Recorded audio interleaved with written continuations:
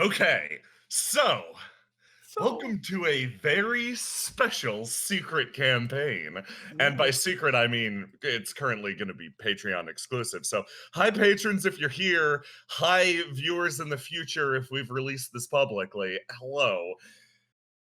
So, here's the fun part. Everyone watching this video will know the name of this campaign and what's happening in it. Except me. Yes, currently Christian does not. So I Oh, want you to look at the title of this stream, title of this campaign, and go forward with the knowledge that Christian has knowledge of none of what's coming. oh boy. So this is my big thank you for the hard work that you put into to Wilted Vows, Thank Wilting you. Vows, Wilted and Vows was very fun and it was very nice, and you didn't have to do this, but thank you for doing this. I very much appreciate it. yeah, this is a game I've wanted to run for a while, and this is to a certain extent a love letter to a lot of things that I've enjoyed in the past about our games, etc. This time approached with a lens of somebody a little more mature and a little more capable of doing what they want to do. So, without any further ado, what say you we get into this thing? Let's say we get into this now, yes. Okay. My dopamine has been reset. I am ready to Excellent. continue my dopamine combo today. So, the stories that we know and the stories that we've experienced so far have been firmly rooted in the modern era. This story, this one on the other hand, begins 500 years ago. Clearing the gates of Rauji, one exile enters the world at large. His travels bring him across the continent and across the sea. As time goes on, his name shifts into legend. Taking to the ocean, you begin to travel the lands to the north. Whipping frozen winds begin to dig away at you. The years drag by. Carried by a storm, you start to disappear. Your legend becomes known to the people of the north. Your boat traveling from island to island. Your title becomes synonymous with the term myth. But not every adventure is so free. Not everything goes smooth. The life of the glorious exile is one fraught with danger. Wrapped in a storm, as you approach what appears to be a gigantic blizzard, maybe some sort of horrific updraft, you are caught. You hear the horrific creak of your boat as you are driven downwards towards the sea. Oh, fuck, it is, yes. Dwelling in the bottom of the ocean, you are pulled and dragged towards what you believe to be an island. Barely holding on to consciousness, you manage to drag yourself ashore, arm over arm. There, the light fades from your eyes. And as it does, you're pretty sure you see the figure of something or someone traveling towards you. This is the beginning of yet another legend. One in a long sequence of stories. I'd say you're used to this at this point, but it wouldn't be adventure if you could get used to it, right? But this one in particular, holds some special significance to the Bandit of Love. This isn't just a normal tale of his. This is a tale of echoing bonds. And there is your campaign title. Oh, fantastic. Excellent. So, I think you have an idea of what you're in for. Yeah, I gotta go to the town and get the sword first, though. So, Oh. hey Christian, Mm-hmm. your eyes sort of drift open. You're you're not sure what happened over the last like day or two. It's all been a rush. Seawater, the beach. You're traveling here from somewhere. Ugh, it's all a blur. But as your eyes sort of peek open, you start to soak in this room from the bed. As this almost like this fluff ball of a person, probably about like age 11 or 12, scoots around, getting stuff ready over in the kitchen. You blink a few times, eyes slowly opening and shutting. The ocean took its toll on you. She scoots into the other room. And you're not sure how much time passes, but eventually you open your eyes again and she's standing in the doorway. Oh my god, are you okay? She runs over. You look down. You sort of assess yourself for a second, and yeah, all limbs still attached, everything accounted for. You manage to drag yourself up a little bit, extend to your full height, and sit there.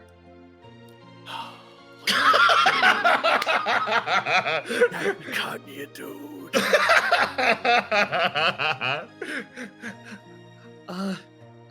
I found some of your stuff out on the beach. She starts to dig around in it and pulls up a basic pack for you. I'll leave this here. I hope you can understand me. She's Yeah, I can hear you. It's fine. She beams at you. Okay. Do you want any water or food? Oh, that'd be sweet. Thank you. She scoots back over. You reach down into your pack and you check for all the various spoils of your other adventures. Unfortunately, it looks like a lot of it was lost to the sea. But something that the old reliable sticks with you. It's just an old bow, nothing more than a hunk of wood, but it was granted to you by someone you deeply cared about. And simply put, there's a name carved into it. Noctua. I look at the name and just run my finger along the engravings for a moment and just kind of hold the bow. And she's standing by the door again. Yeah, she comes back in. Hey, are you feeling okay? It's weird to say, we've actually had a bunch of people wash up on the shore recently. Oh, really? She nods. You're the third one. He thinks about that. Was it a storm that washed me on shore? It was a storm, yeah. Any abundance of storms around the area then? No, the ocean's been completely clear, honestly. That doesn't make sense. Hey, sir. Water! Oh, yeah. She runs over. I'm sorry, I got a little ahead of myself. She smiles at you. My name's Sasha, by the way. He takes the water and drinks real fast. God, now I'm hydrated. I feel the pain a bit more. Okay. Oh, I'm sorry. I did my best to bandage up your wounds. No, you did great. I'm alive. That's all that matters, isn't it? Come on, Sasha, you did great. He sits up. She smiles. He gives her a smile as well. He just like tries to move his legs and stand up a bit. Yeah, right, Sasha, wanna give me a hand here? She boosts you up. For your perspective, you're big. Big. You're big. Tall and wide, by the looks of it. You are tall and wide. I don't think you're wearing a shirt. I don't think you wear shirts. No. Shirts are for weak people, you think? Honestly. If I had a shirt, it would have dragged me into the water. That's just the fact. That's how I got out of that shipwreck. Tato and I, we don't wear shirts. You managed to straighten yourself up and you're doing a little bit better than you expected. Mostly it feels like fatigue, but the second water hits your system, you think, oh, maybe it was just dehydration. You're feeling pretty good. Yeah. He finishes up the glass of water. Sasha! Yeah. Were you the one who saved my life and pulled me from the shores? Yeah, I think so. She perks up. He walks up and places one big meaty hand on her hat and pats her on the head. Then congratulations, you have gained a life debt from me. She blinks a few times. Whoa. She lets out a low version of your laugh almost immediately. And she smiles up at you from the side of the smudged hat. Yeah, he lets go for a second. You gotta think. So now he just peeks out the window and checks the general environment of the place he's at. You're surrounded by sunflowers, actually. Oh. It seems pretty quiet, almost borderline dilapidated. There's food out in the garden if you want it. I've been growing it myself. Oh. He kind of stops, turns around. That sounds about right. Yeah, let's get some food. She scoots over and he ducks through the doorway and just kind of keeps going. This house was clearly made for a smaller person. You walk outside. And this entire area seems pretty quiet, is the best way to put it. Mm-hmm. Sasha sort of leads you up ahead. You see a boat immediately in front of you. The sides are almost dragged apart. This thing is full of holes. It's clearly not seaworthy. He goes and pats it a bit. Wouldn't guess you're a fisher. No. No? Okay. I would be saddened to know you'd be out of your livelihood with this, but... She thinks, I've been on this island alone for a long time. I mostly have gotten by just on the stuff I find and the stuff I grow. She says a long time. This girl's really young. Yeah, he kind of moves over and then crouches down really low and kind of squats down so he can look at her directly in the face. Sasha. Yeah. Are you immortal? She tilts her head. I don't think so. Okay. You gotta scratch his chin a bit. Then, how many years would you say? Did you have someone here with you at first? Well, my parents used to live here with me, but they left, along with everybody else on the island. They left you here? She nods. Unacceptable. She blinks. He kind of thinks about that a bit more. Very well. As my life debt, I will now be here. Until the point which you desire me not to be here. She blinks a few more times. Thank you. No problem. She almost sheepishly starts to walk away and then looks back. I don't even know your walks name. Forward. My mistake. Sometimes legend beats me to a location and I can't introduce myself. Everyone always yells, there he is, the champion. My name's Noctua. It's a pleasure to meet you. Oh, nice to meet you, Noctua. Puts out his hand. She tiny. He bows because at this point in time, Raushi don't shake hands. Beretta. He squat bows. He puts his hand on his knees and then bows his head. Oh, I'm getting a call. Hold on. We do not shake hands, but we do bow and bare our massive chests.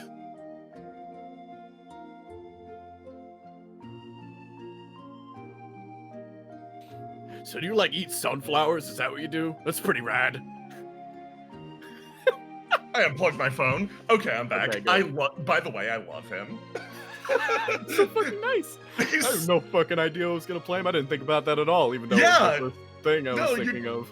You just rolled in, and he seems fully formed already. I'm very impressed. She like 90% of the personality was Kaguya's Pog. she sees your bow and like stops. Legend, you said, though. That's right. I'm a legendary hero from the land of Raoji and beyond at this point. So, you've scored yourself one useful life debt. I can farm so many sunflowers. I could turn this island into sunflowers if you wanted. She looks around smiling. Well, okay.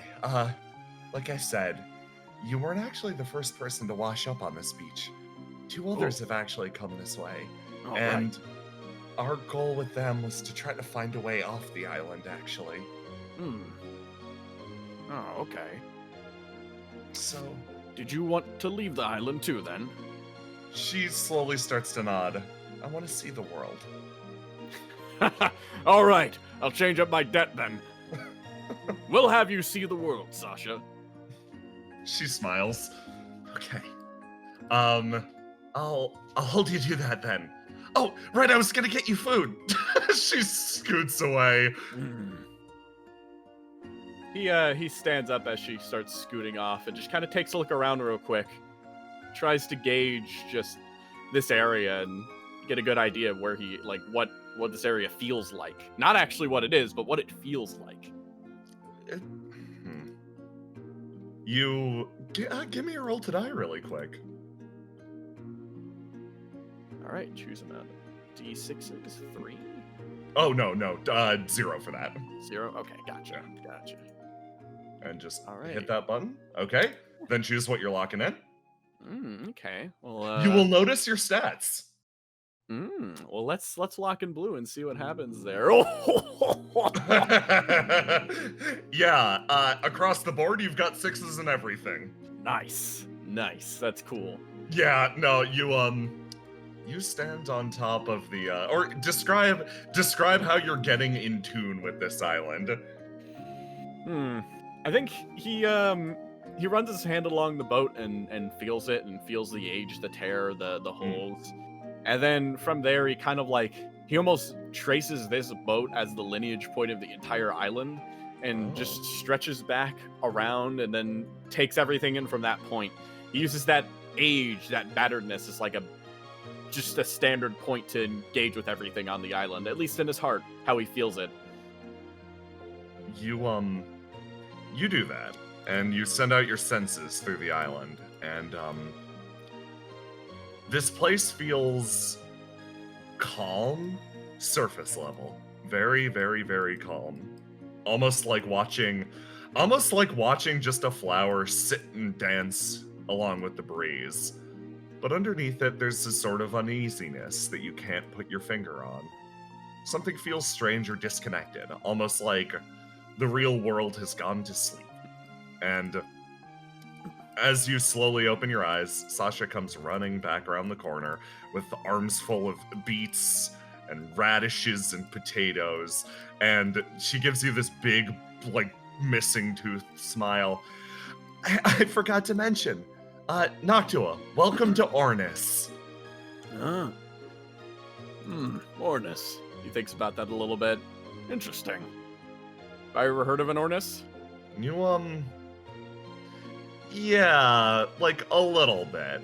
You heard it was a country, like, it was a country a good distance away and it was facing some sort of crisis. You put it on your to-do list. Yeah, we'll put that there. He kind of scoots on up. What do we got here? She holds up all of these different, she holds up what is clearly like a beat. Well, I've been told this one's a beat. Lexi, one of the other people that washed ashore, taught me all about these. And Sola, one of the other people that washed ashore, taught me about how to make them spicy, but also not taste bad. Okay. He kind of like looks at them all in pieces, and he just starts like he grabs a beet, puts it in his mouth, and just.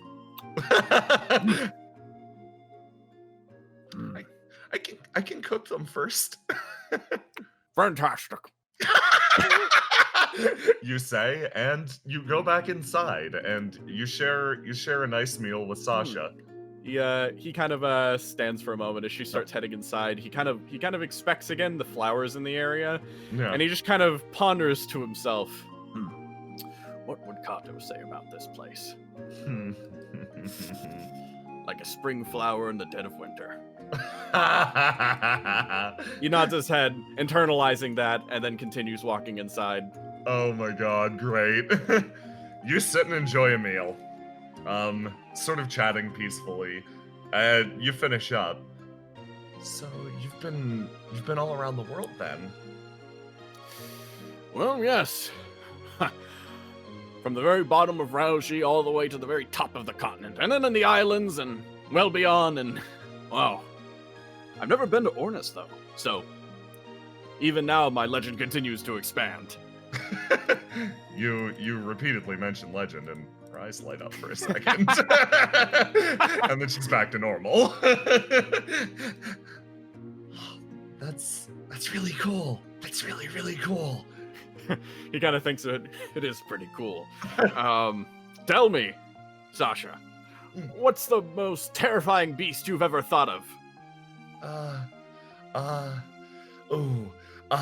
She starts to rattle off an Ornisian legend about some great leviathan that existed within the ocean, and she describes it in great detail and surprisingly visceral at parts.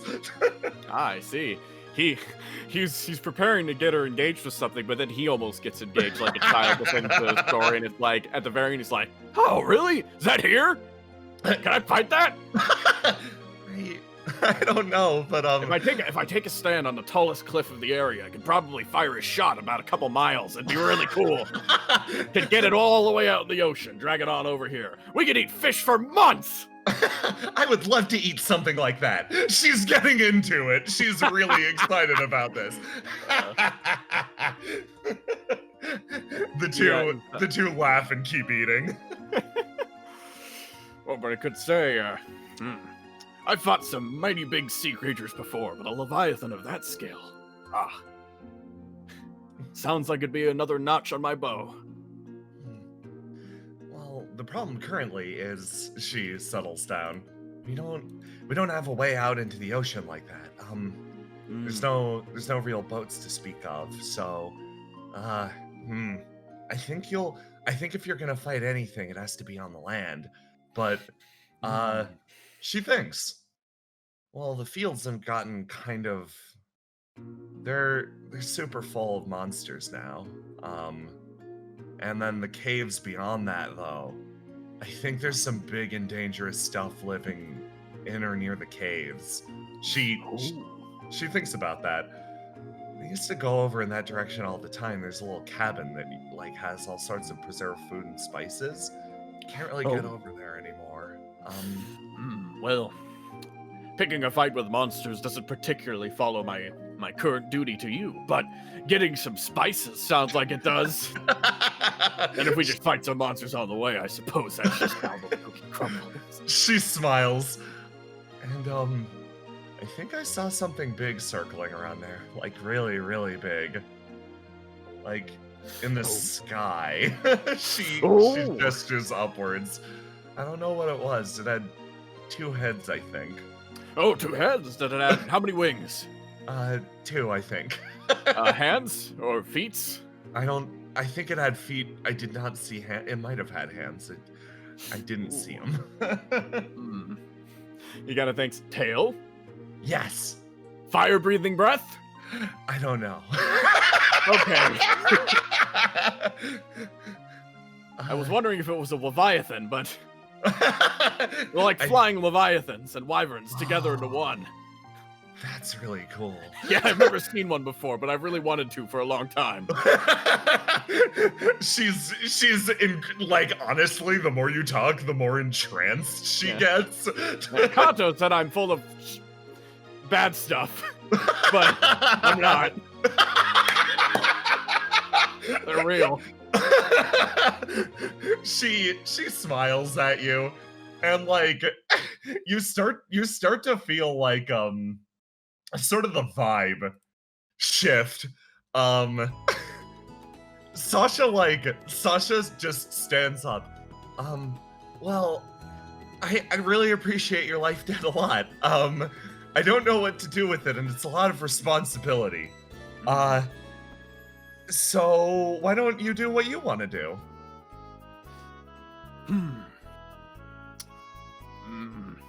Yeah, that's quite fair. You don't have to spend that debt at once. You can save it. And besides, if you hold on to it long enough and I get you off this island anyways, which I might just do, you'll still have it. So, crafty Sasha. She smiles again, looking sheepish. Well, do you want to, like, look around? Sure, let's go. Slowly stands up. Kind of pops up as well. Do you... So, most of the people have gone. She kind of looks down. The island's completely abandoned. I don't know why, and I kind of wanna. But there's still somebody around, or there's somebody. Two people, right? Well, there's two people who washed up on shore. And then there's someone who's around who is they're just around. A mysterious peddler, a merchant, or perhaps a hermit. I think they're all of those things. A god, perhaps, too?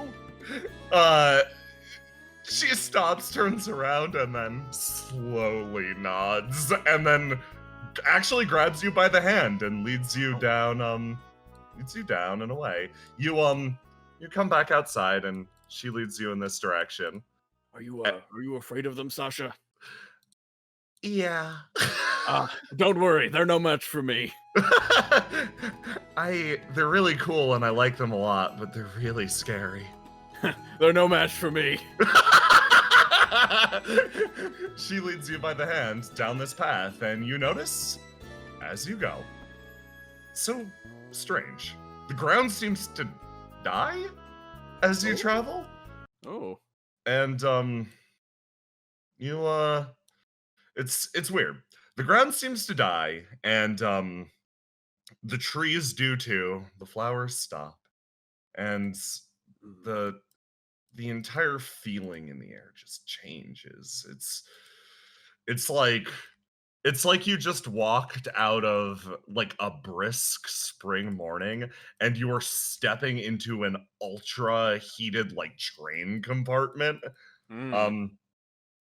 It's honestly disgusting, kind of clinging.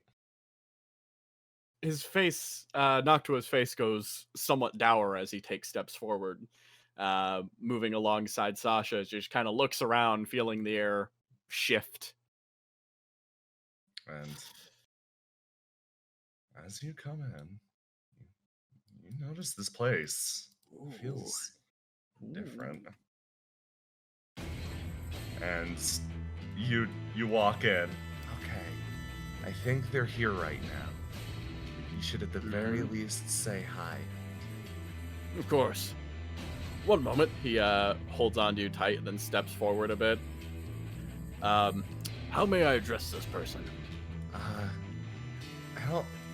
don't think they care very much. Okay. Let's see. How will I address a stranger who I've never met before, who is both a god, a peddler, merchant, and a hermit? What an interesting combination. Noctua, you start to do the long division in your head as you look over and you start to see something fucking emerge from what appears to be a cloud of smoke. Your eyes fixate on someone, mists curling around them as they step onto land. One long, deliberate, almost lazy step after the other. Thunk, thunk. They step up, go to the edge of this, and then kind of wave over, and with a voice that sounds like metal grating on metal, they look at you and they say, almost peaceably, "Hey." He stops and thinks a bit. Well, hey to you too. Heard you're pretty cool. Oh, did little Sasha say that? Oh, you're number one fan. Back. Sasha perks up slightly. Oh, that's fun. Sasha, why don't you come over more often? They sort of like hop over the fence, and then you notice something, Noctua. Mm-hmm. That's right. Behind her, that's a hot spring. It's been like years since you've been in one of those. You love that shit. That's a hot spring. Holy crap. Hey, hang on. Like, just oh my hopped over the god, fence it's been immediately. so long. That'd make you feel better pretty much damn near instantly. He pots back over. Motherfucking hot spring. Your brain just lights up.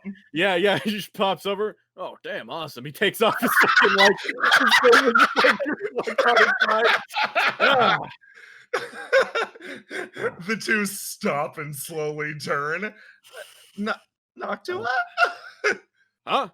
Hey, Noctua, restore all of your health, any wounds you had, anything that was a problem with you is instantly healed.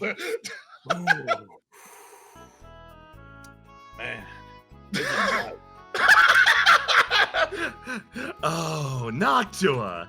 That's Yo. actually a name I recognize. Huh? Really? He turns They lean around. back I down don't on the recognize fence, you. looking at you. I don't recognize you. Who are you? You're from Raji, aren't you? That's right. Who are you? They lean lazily on the fence. I'm the silver god of Mitsudai. I thought Noctua was supposed to be dead. He stops a bit and turns over and hey, what? You can sit in here too. I'm not hogging the whole thing. It's fine. Don't mind if I do then. Plop. Sasha, do you want to join? No, I'm good. Okay, that's fine. Sits on the crate. Yeah, he leans back. Oh, you heard I'm dead, huh? Yes. Something about your god being dethroned and the champion killed. Oh, well, rumors spread too fast. They spread much further than the truth, but the truth always catches up. And he kind of flexes his muscle. The truth is here now. Right before your eyes. Oh, wow. I'm sure I have at least a couple more years before I die. Your exile was probably about 50 years ago then? I'm shocked you still look so good, actually. He gotta like looks at himself. The rejuvenative properties of hot springs. He lies.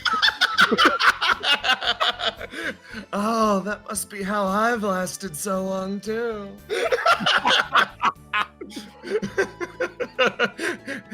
So, what are you doing here on this island now? Like, what's your goal? Well, my ship crashed. I washed us on shore. And I suppose now I wanna... I'm just looking around. Oh. You trying to spread the Fox God's teachings this far? He thinks a bit. Not particularly, no. I'm not working for him anymore, so it's not my job to do that. But, he kind of leans back. I'm more... I guess the teachings of the Fox Gods have already spread to my heart, so if they spread from me to someone else, that'll just be, well, an inevitable circumstance. It'll happen naturally if it does. Place a lot of trust in him, then. Of course! Why not? Is there literally any reason not to trust him?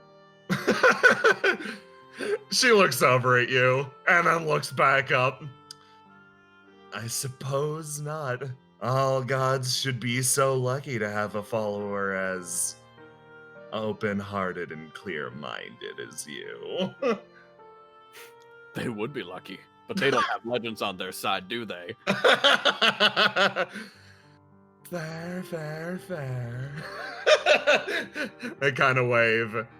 Well, if your goal, at least for now, is to repay some sort of life debt to the fluff ball over there, I can help you out. They step up out of the hot I don't spring. remember telling you that. I'm sure you've sensed it by now, but there's something strange happening on this island. Yes. Yes. It's, he kind of stops a bit. The island itself feels... It feels like it's... Perhaps dead would not be the right word, but... more of sleeping. As if... He kind of nods his head. As if a spring flower in the winter. He says it like it's something he came up with. Kind of is, but... They let out a low chuckle like fucking gravel.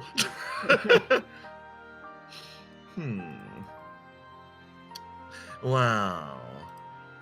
At least from what I've seen so far, I wouldn't describe it in quite such poetic terms. It's like, for me, it's like the island's a dead bone. The inside's been hollowed out, but the bone's still there. You gotta think about that. I suppose that's a matter of perspective. On one meaning, it'll bloom again. On the other, it's already dead. Suppose so? Well, regardless, that's not my business. I'm not one of those gods that interferes with things, they say, taking a step away. My own interests, insofar as this island go, come down to what is currently happening here and why.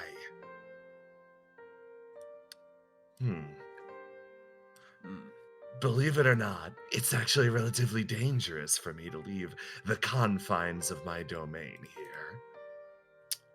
Oh. You go. He kind of thinks about that a little bit. Dangerous for a god, eh? Mm-hmm.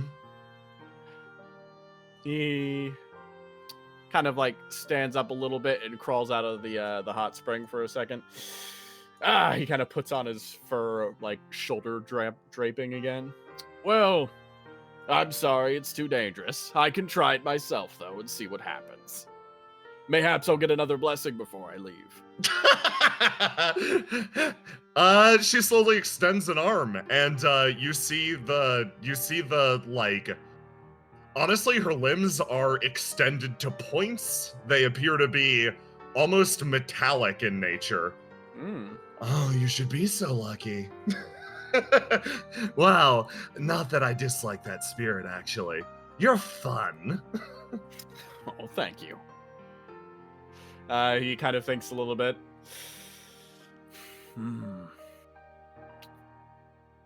This place... It feels a bit strange, but all strangenesses and mysteries slowly unravel themselves if you slam your head into it long enough, so... Yeah, you're right, I like you a lot. She starts to run over here. So, if you're going out there into this big wild island, is there anything I could make you? Anything you want? That's a good point. Oh, Sasha, come here! She finally pops up and scoots over. You guys done in the hot springs? Is there anything you want? Yeah, is there anything you want? This is a trick question. You're supposed to ask them what they want. I know. Well, yeah, I'm asking you what you want. I don't care what they want. I want to know what you want.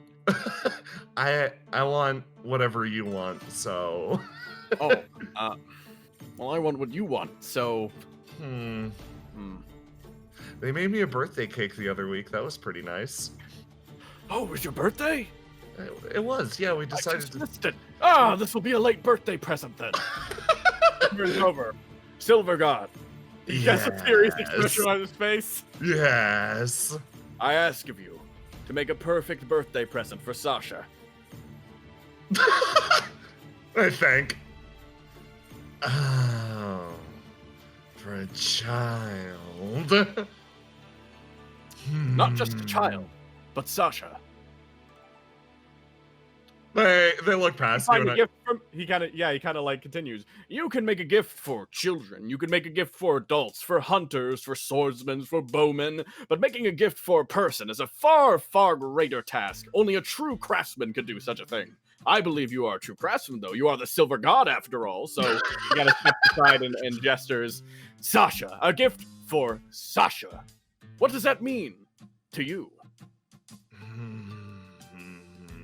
Well, now you've challenged me, so what can I do other than rise to it? They walk over, throw open the doors, and throw what appear to be two like long lengths of wood inside, and that'll take a second to heat up. Oh, burning up wood? Oh yeah, for the it said like a big furnace thing? Oh, you'll see. Oh yes, that's just a simple furnace. Okay. Yeah, he takes a seat then on one of the crates and just waits. Well, as far as the strangeness on this island goes, keep an eye out, okay? Are you tucked away in the corners of this island? You see these crystals? She motions up. He kind of turns around and looks at these and then looks at those two. Well, yeah, I see them. Similar to this, these are actually what's keeping me safe right now here. Oh. They hop up and tap one of the sides of these.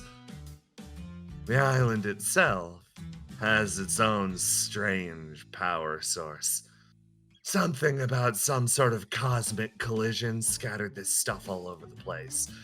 You can call it whatever you want. I believe Kato would call it pure ambrosal. People from the mainland would call it caligite or something similar.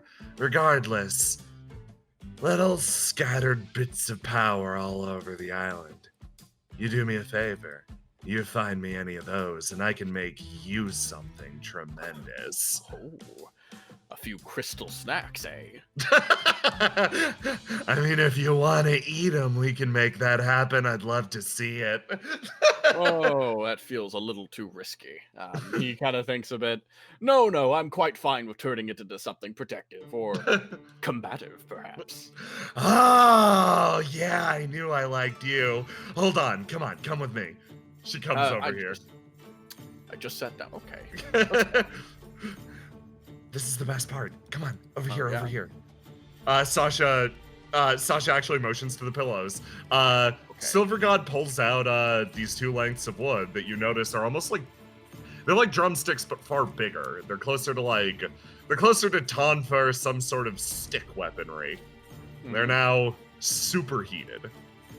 Along either side of them runs these sort of like reddish, almost shining runes. And then they plop down an ingot in front of themselves. Okay. Watch very, very closely. The ingot sits in the middle of the anvil, and with one loud swing, they clack the two sticks together on either side of it. It flash melts in an instant. They immediately stick this long stick beneath it, flip it up and around, and almost like spinning or kneading dough, they swing it around the stick, giving it shape and form. Honestly, individual sparks split out, molten metal scattering across the ground behind them. They slam it on the ground, driving either stick down alongside, flinging the excess metal into the hot spring, and then they leave sitting in its place what appears to be a small but perfect blade. Oh! They retrieve the sticks and sort of put them away. And the next part's the hilt, but that's the boring part. Ooh, okay. He kind of stops, leans over. Sasha, I didn't know you used a sword. I don't. I'm kind of surprised why they're making me one. They slowly start to turn around. Now, a little bit of an unfair gift that I have is I can sense certain things. And you're drawn. She stops and looks at you, Noctua. You're drawn to legends, aren't you? You want to be one yourself? Looks back over at Sasha. Well, you gotta start with something simple. So I think a short sword's the perfect gift. Why don't you have the big guy teach you how to swing it? They walk over and start to pull something from the crate. Does that sound interesting to you, Sasha? She thinks. And then looks at you. This big, burly, smiling man. She nods once. Yeah. Ha, all right then. You'll be Noctua's first student then. She reattaches the fucking the hilt and then starts to reach out. Okay, here, catch, and then stops. I'll walk this over. Hands it to Sasha. She picks it up. Okay, really cool. I don't know what to do with this really, but I kind of always have wanted a sword. Well, now you've got one, and we can train you how to use it. After all, you can use the sword for a ton of stuff once you know. Thank you, Noctua. Oh, yeah, no problem. Silver God walks a few paces away. Yeah, I'll ask anyway. She turns around, looks at you, Noctua. Hey. Yeah? You wanna fight? You and me right now. He kind of thinks a little bit. I can't say I don't. But, how big a fight we talking here? I can honestly anything to get my blood pumping again. It's been a while, but I've sensed this contained bloodlust. I wanna get to that. It's been a while since I've had a big scrap. Come on. Ha, okay, fine. Very well. Give me 2 minutes. He stands up, moves over to the side. Hey, Sasha. Yeah? Let's see how good those eyes of yours are. Hand me that sword, will you? I'm going to show you how to use it in a fight first, and then we'll train you how to get up to that point. Maybe good to get a sample before you try, you know? She nods, and then you notice fucking how excited she is about all of this. She hands you the sword. It is tiny in your hands. Oh, well, that's fine. Everything is tiny in Noctua's hands. Exactly. He holds the short sword, and it's like, all right, you should go sit over behind the crates just in case something really big happens. Sasha stops, and she nods, and like she starts to scoot away, but then stops and looks over at you. Hey, hey, Noctua? Thank you? Oh, for what? Which one? Which part? Everything? Oh, it's no problem. Thank you. He gives her a pat on the shoulder. Now have some fun, okay? She hides behind the crates. He kind of stands up and pulls out the short sword. All right, Silver God. Let's see how you deal against the greatest fox champion to ever live. She reaches back and like starts to consider pulling something out. Oh, that's fun. That's fun. You know, there's a long history of animosity between Mitsudai and Raoji. Okay, whatever. I'm exiled from both now, so he just kind of like holds the sword out. I'm gonna fight you because I want to fight you, Silver God. She raises both of her arms, almost taking a defensive posture, protecting her face primarily with those metallic limbs. I'm an exile too, but you spend long enough hearing about, you know, people on the other side, and you start to get curious. Can't say I haven't been waiting for something like this. So do your best for me, champion of a foreign land. He stands there and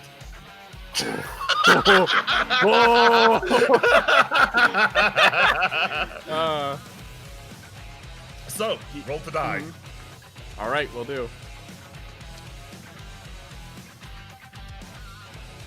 There we go. All right. So, pick your swing. I'm still locked in the blue, or I guess I'll You pick get to it again. choose. You were All right. blue going in. I don't know my attribute, so I'll Yeah, that's keep, fine. That. You notice something. Mm-hmm. They almost seem to relax at first, and they draw up to their full. They draw up to their full height, and something almost begins to change with them.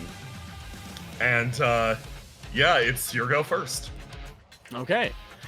Noctua then plants his foot firmly to the ground and holds onto the short sword, and he kind of like stretches his leg back like he's about to dash, and then with an immense force behind his foot, he actually kind of ducks down and dashes, but then gets into a leap, flies up into the air, and tries to bring the sword down right on top of them. A large force falling on them like a meteorite.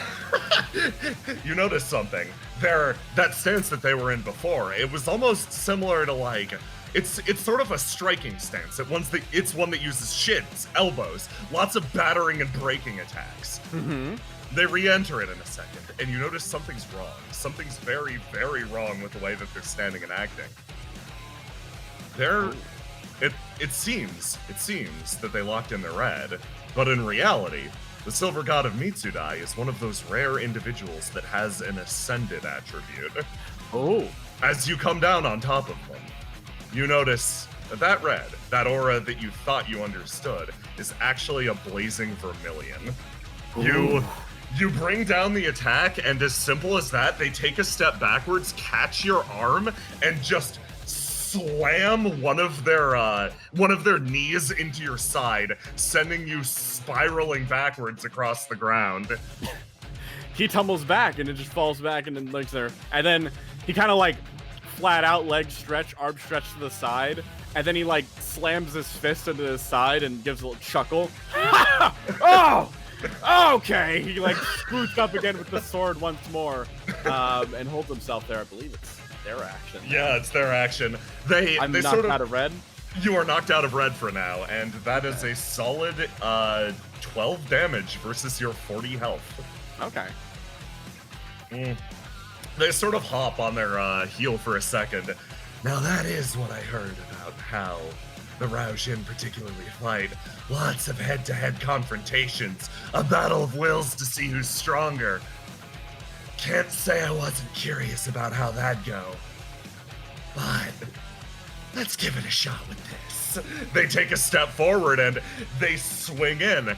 This time it's actually just like, this one's just a sidewinder, a punch to the side of your face. Oh, okay. A roll to die? Yes. All right. Oh, that's a crit. Oh, that's a critical hitical. Oh wait, hold on. That this might be programmed wrong. It says rolling 20. Oh, it says rolling 20, yeah. Yeah, rolling 20, rolling 3, rolling 20. Yeah. There we No. go. Oh wait, no, that was just a genuine crit. Yeah. No, okay, nice. Holy shit. Oh, Okay. boy. Jesus Christ, I'm so sorry. Oh man. No, this is great. This is great, yeah. So, she darts forward and it's like, oh yeah, a punch to the side of my face. No direct action. Right, okay. The problem there was you tried to meet a god on equal terms. The way you defeat gods is being tricky by circumventing around. And the punch comes to the side of your face and she juts backwards and from her back pulls out what appears to be a silver stake with an anvil at the end, and in a second fucking pile drives it into you, sending you flying backwards. You hit this column, break off a chunk, and roll across the ground. Okay. She flips this gigantic weapon around, and then flips it back up onto her back again. Now, I'm lucky. Most people have to just slam their limbs into, I don't know, training posts, trees, whatever, to make their bones all good and strong.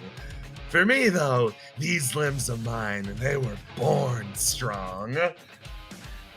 As she was talking, I locked in yellow. I have no idea what any of my attributes mean, but in this case, I'm going to make one up on the spot.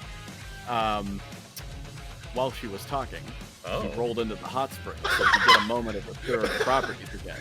Yeah, you what you call it? You roll into the hot springs. By the way, that crit dealt. Okay, let me math really quick. Yeah, that was double. So 10 damage. Okay, it wasn't that bad. That was only 16. Okay. And you roll into the springs. And I roll into the springs.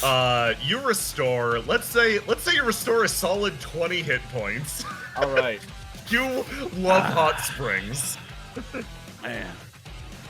He kind of sits there, and then it's like that delay, and then after that, okay, he kind of pops out and stands behind this grating a little bit, and still with the short sword. Well, I promised I'd do short sword practice. So I'm gonna have to keep that promise. But he kind of starts moving up a bit, and when he goes, he jumps on the railing and he hops off. There is absolutely no rule to say I can't use a short sword like a projectile.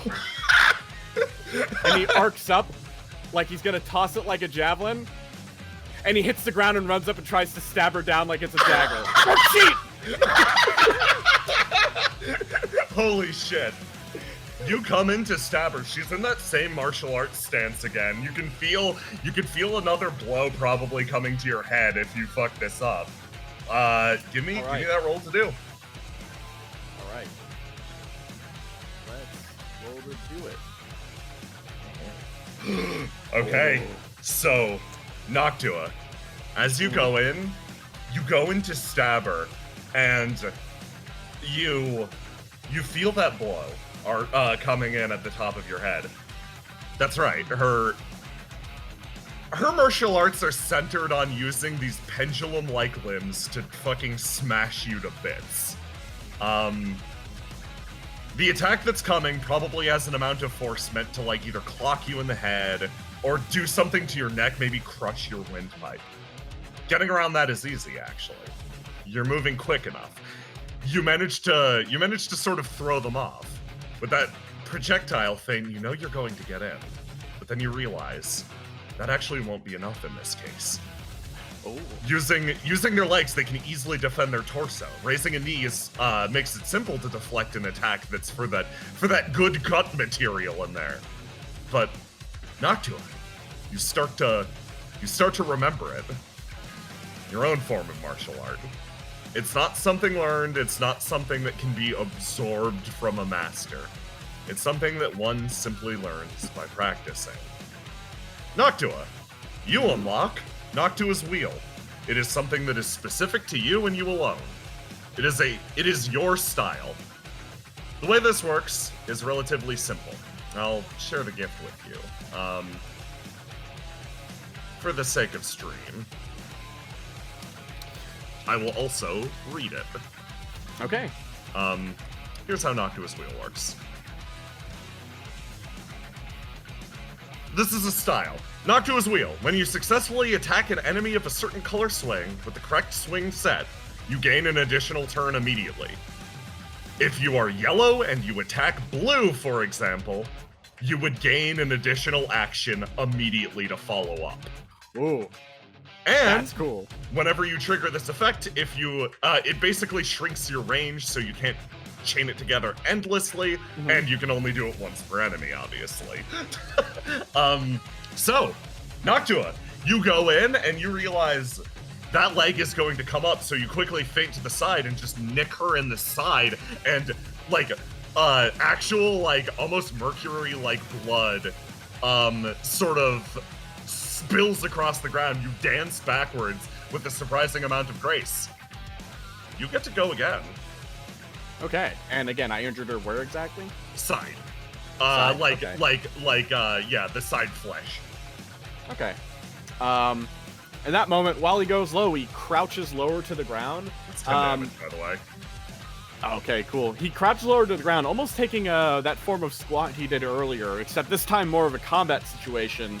He moves forward, dancing his leg up, and then pushes himself and slides, cutting down at her legs, forcing her to either jump or move in a way that doesn't allow her to defend in this exact situation. So, here's the other side of this.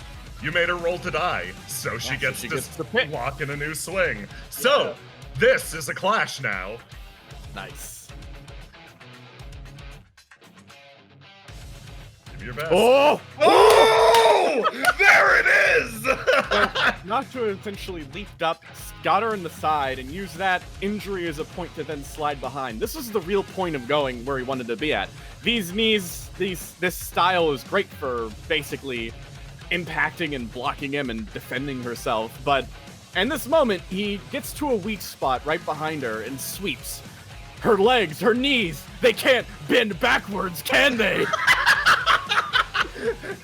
You literally sweep, and she tumbles to the side, and for the first time, their expression changes. It's not that same almost bored, self-satisfied look. It's actual shock, and honestly, seems pretty impressed. Currently off-balanced. You just got a crit on a clash? Tell me what happens. Okay. Okay, so the moment she starts going off balance, Noctua basically flips the sword around, holds it on with one hand at the blade area, but then moves up and with his other arm basically slams her in the back of the neck and knocks her down to the ground. And then, like a baseball bat, he slams it right back to her side, right near and into her neck, and just knocks all of the air right out of her. You perform this attack, and it's just overwhelming. There's this loud clang, clang, clang that resounds through the entire clearing. Noctua, that was 40 damage in a single attack. You wait, no, it was fucking more than that. No, yeah, no, it was 40. 4 plus 6, yeah. She lands on the ground face first, just lies there for a moment, and Sasha peeks up over the crates. Is it over? That was incredible. And then, oh well, hang on, might not be over yet. Let's see. You start to feel something. You start to feel something from behind you. Something burning and igniting. Like the fucking air around you is starting to get superheated. You, Noctua, you feel danger. Just over fucking whelming danger. Just this hideous radiating power as someone starts to rise up off the ground. Fucking skin igniting and turning steel. Oh, that was great! He stops, turns around again, and rests the blade on his shoulder. He's still holding it like a bat on the blade as the grip, and he's just like, "Whew, got real hot there for a second." Yeah, that was pretty good. I'm gonna need a cool off if I don't want to burn down my entire living quarters. Okay, sometime, someday, you come back to me. We finish this fight, okay? Okay. He bows respectfully to her. You are miraculous. You know that? You are too. Thank you. I can't say. I can't say I've ever fought a mortal that's actually laid me out flat in a single attack before. That was incredible. They You have to give yourself credit. That was at least 3. They actually look over at you. I'm lucky enough actually to know the exact limitations of what my body can and can't take. It's something that I've tempered and forged myself after all. But in that case, that is an attack that would have laid me low instantly, regardless of how many strikes followed before or afterwards. He kind of thinks. Well, thank you. He thinks a bit too. Well, the fun thing about fighting gods is that, well, it's hard, but I also do stuff like that in a friendly duel. And you'll survive. He kind of stops a bit. But if we were fighting for real, oh, I'd have to do a lot more than that. they they actually think about that for a second. Yeah, I suppose that's the difference between you and me. I was going at that for real. Wait, no, I was too. No, you misunderstand. He kind of like stops. No, I was too. I can go at it for real in a duel against a god because I know I will not kill them most likely. Oh. Yeah, no, you get it. No, that's why I love fighting gods. I was just trying to kill you. Yeah, no, I. He kind of stops a bit. Kill him? Yeah, he kind of like pats his shoulder. Hey, come on, I mean, I kind of was too. I just knew I wouldn't, so that's why it's fine. Like I crushed your windpipe and you're alive. Yeah. Oh, that's gonna hurt. How's that feel, by the way? It's gonna hurt. It's gonna hurt. Want a massage? Honestly, yes. Okay.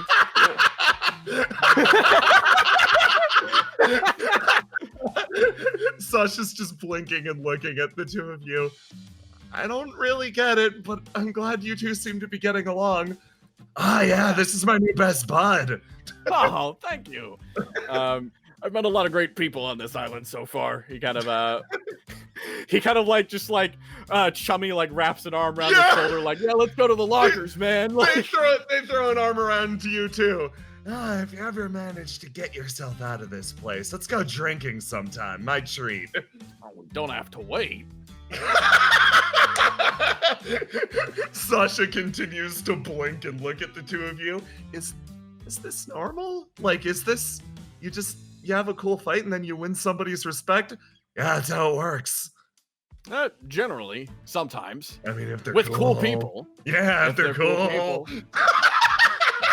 Some people are far from cool and don't understand the adrenaline of a fight can be fun. And the chill period afterwards is also fun in its own way. Yeah. As Kato would say, he stops. Not in front of a kid. Sasha tilts her head.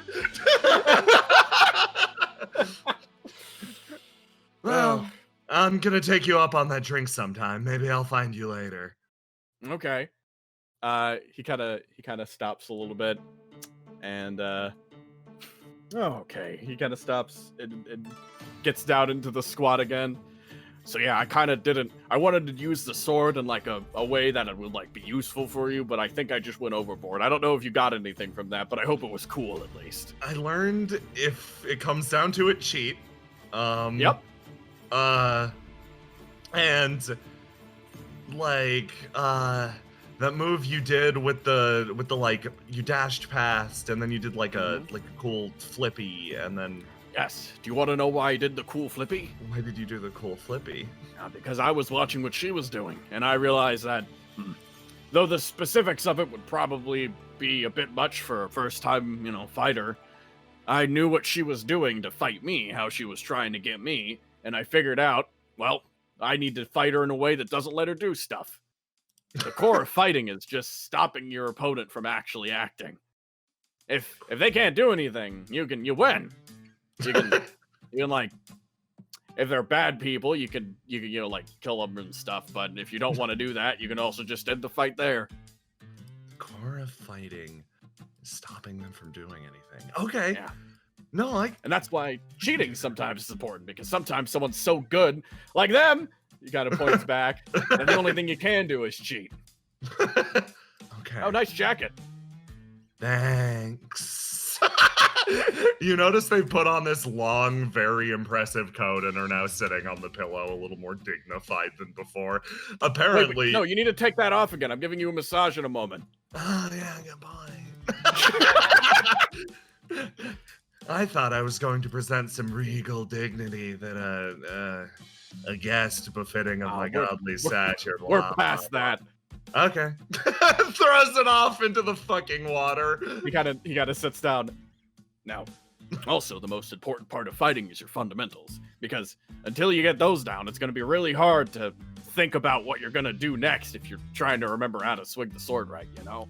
Okay, fundamentals. Gotta get to the point where you can just, like, fight and do it without even thinking about it. And then all you gotta think about is, how am I gonna trip them up? You know? Okay. I think, yeah, that's what I do.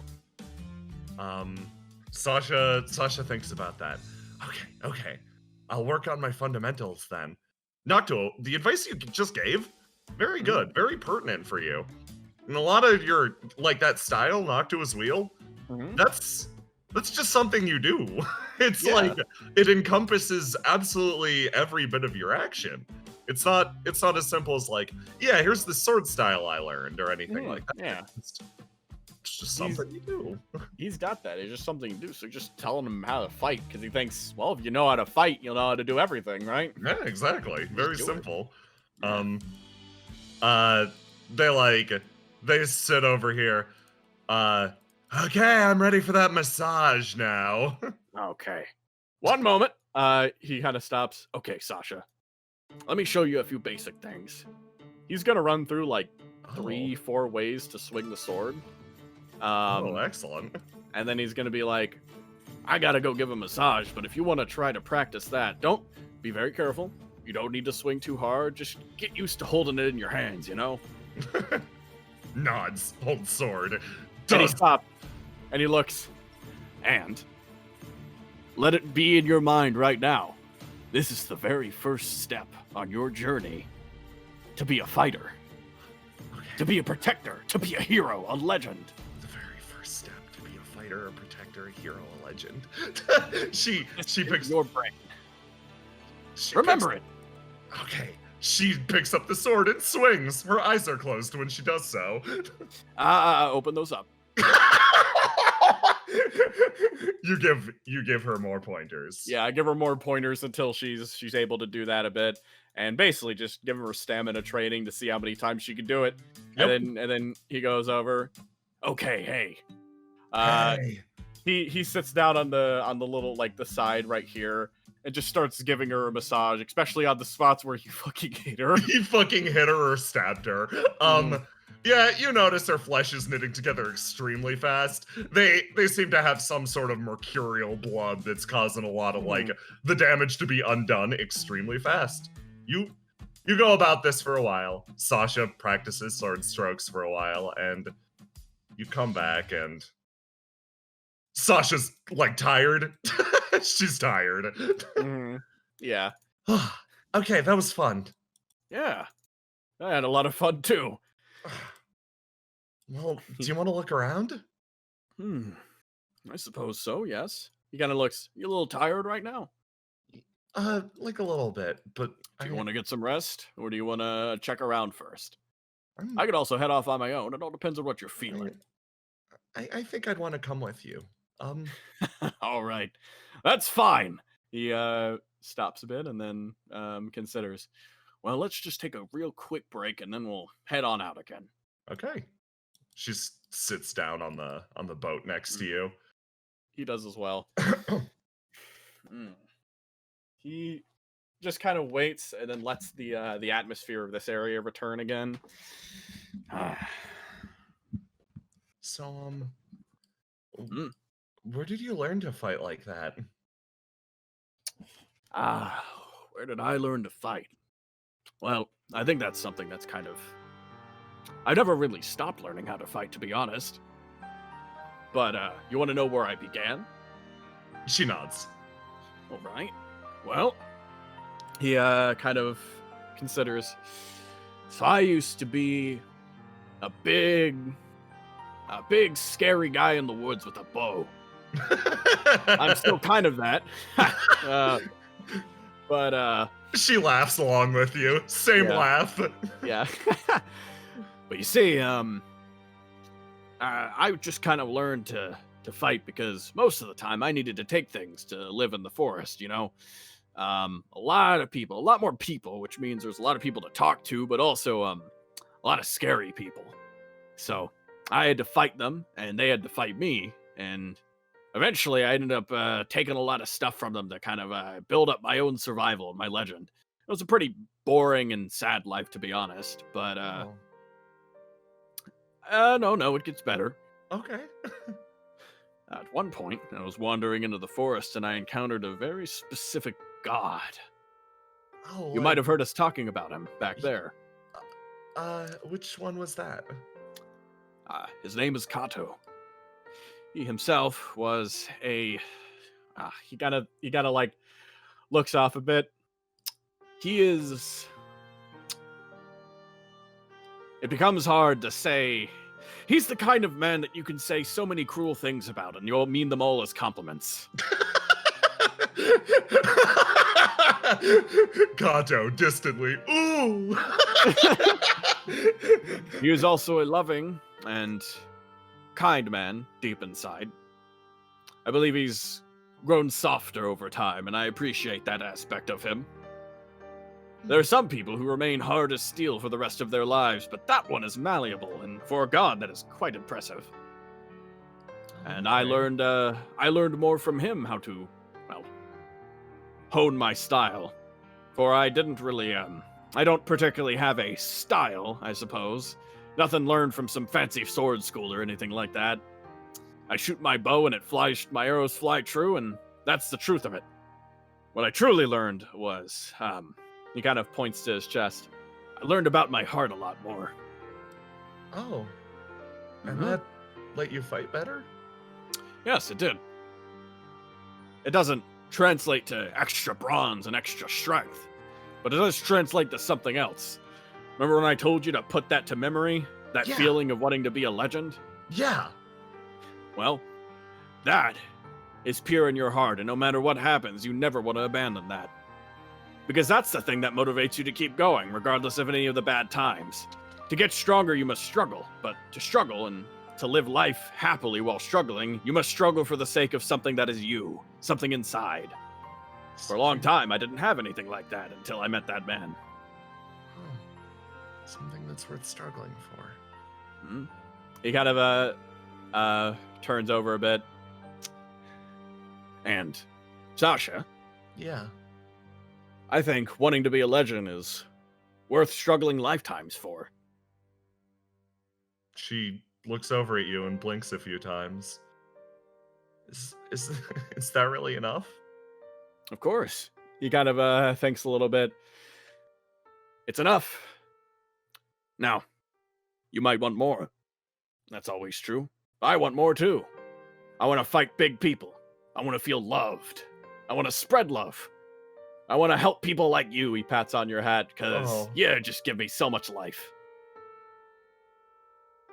But she looks down and like she's thinking about something really deeply as you talk. So, he kind of turns on over a bit. Sasha, I want to ask you a question. Yeah. When did you want to be a legend? When did you want to do that? When did that feeling pop up in your heart? I think it was when I was on my own. I wanna. I don't want to be a person that's so easily forgotten. He kind of like, his face goes a little serious a little bit, and he just kind of, he kind of just sits there for a moment. I can get that. I think I understand.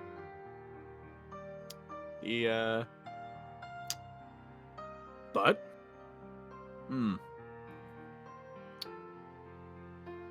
do you think you want to be a legend, even if that wasn't true? She looks up, looks at all the swaying sunflowers. Yeah, I think so. I think I would. He nods, thinks a little bit. That's how you know it's truly from the heart. Sometimes our heart cries. It speaks to us and tells us things that are, well, we act out of fear or concern. And once that fear or concern finally fades, we must ask ourselves what our heart sings for next. It's fine to fight for those things to quench your fears, but at a certain point, you also need to have your heart set to being a legend when you're happy. It needs to inspire you. It needs to be what you want. From every part of your being, it needs to be something that you strive for. If not, you'll only tear yourself apart trying to reach for it. You understand? He looks at her again, very serious expression. She slowly nods. I want to meet people again. I want them to see me, and I want them to meet me too. He kind of gives a little light smile, and then kind of moves over to the side and sits like a little closer there, like more at front. Yeah. All right then, Sasha. Let's get you out of here so you can do that. Once you're a legend, you can help and save and meet so many different people, okay? You don't even have to be a sword legend. You could be a legend of any kind.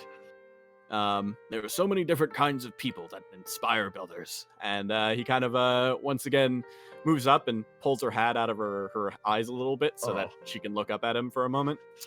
Also, I have an idea for my life debt to you now. Oh? What's that?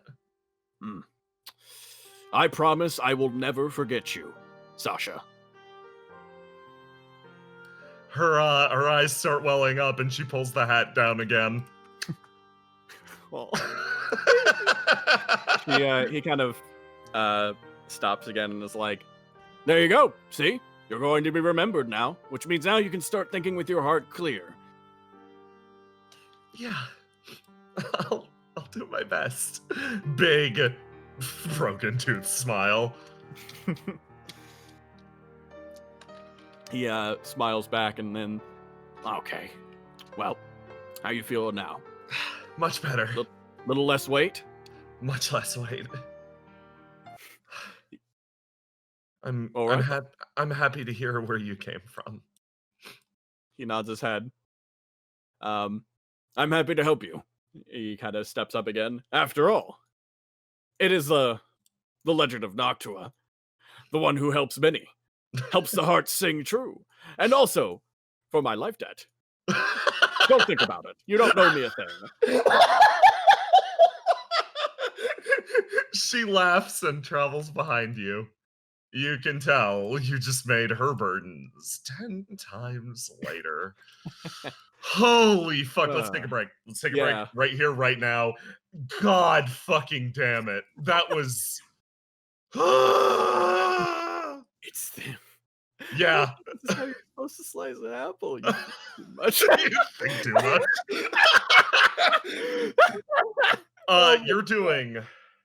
You're doing fantastically, by the way.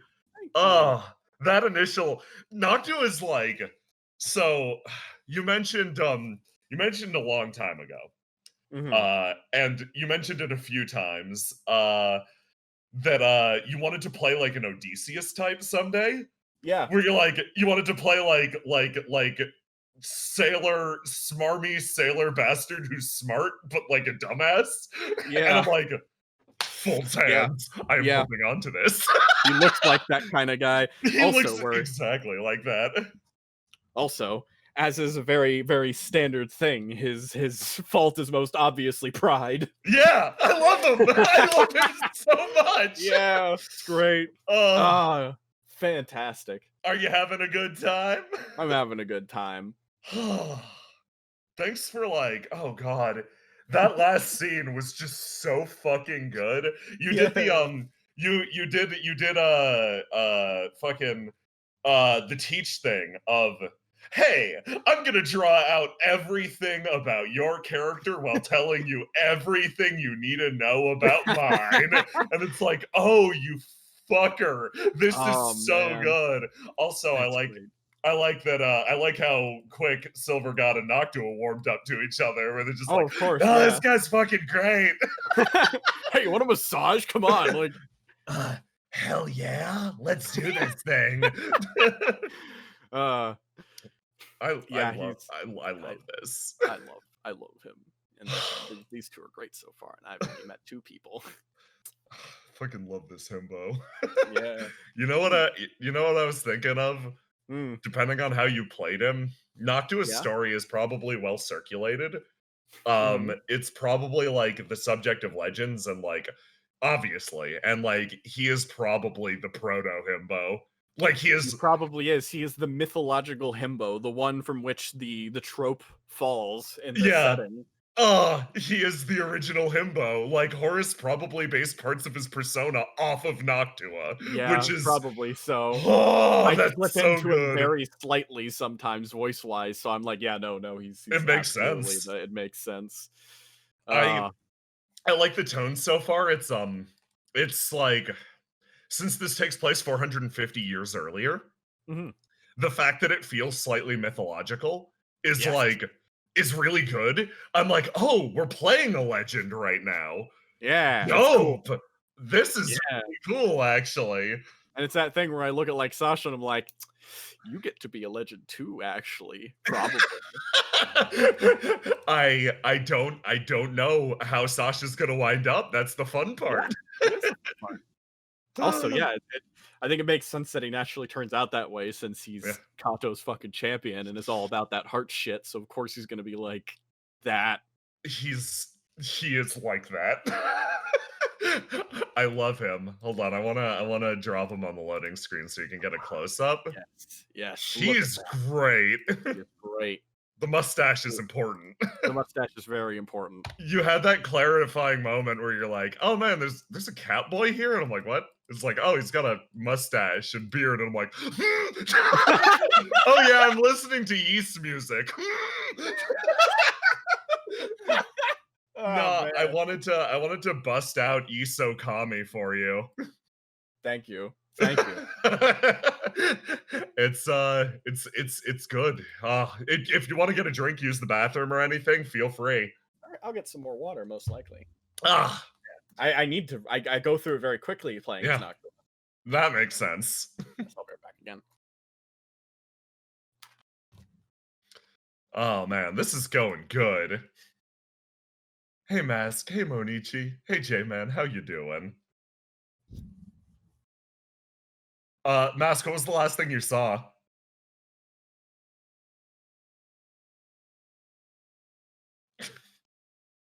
Oh boy. So what fall I'm gonna let you watch that because what happened between then and now was fucking incredible. He Noctua is scary. Oh man, I've gotta link Christian the gift that Sasha has that he got to. I'm back. Hey, want to see the gift that you unlocked for Sasha? Yeah. Okay. I also had a hunch on something, but I'll wait on that for a little bit. Oh wait. That's a character. That's Flop Meow Meow. Not a handout. No. More color. Let's go background color. Reset to default. Okay.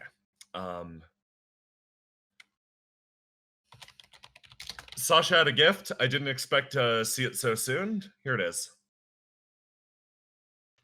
Oh. Where do it be?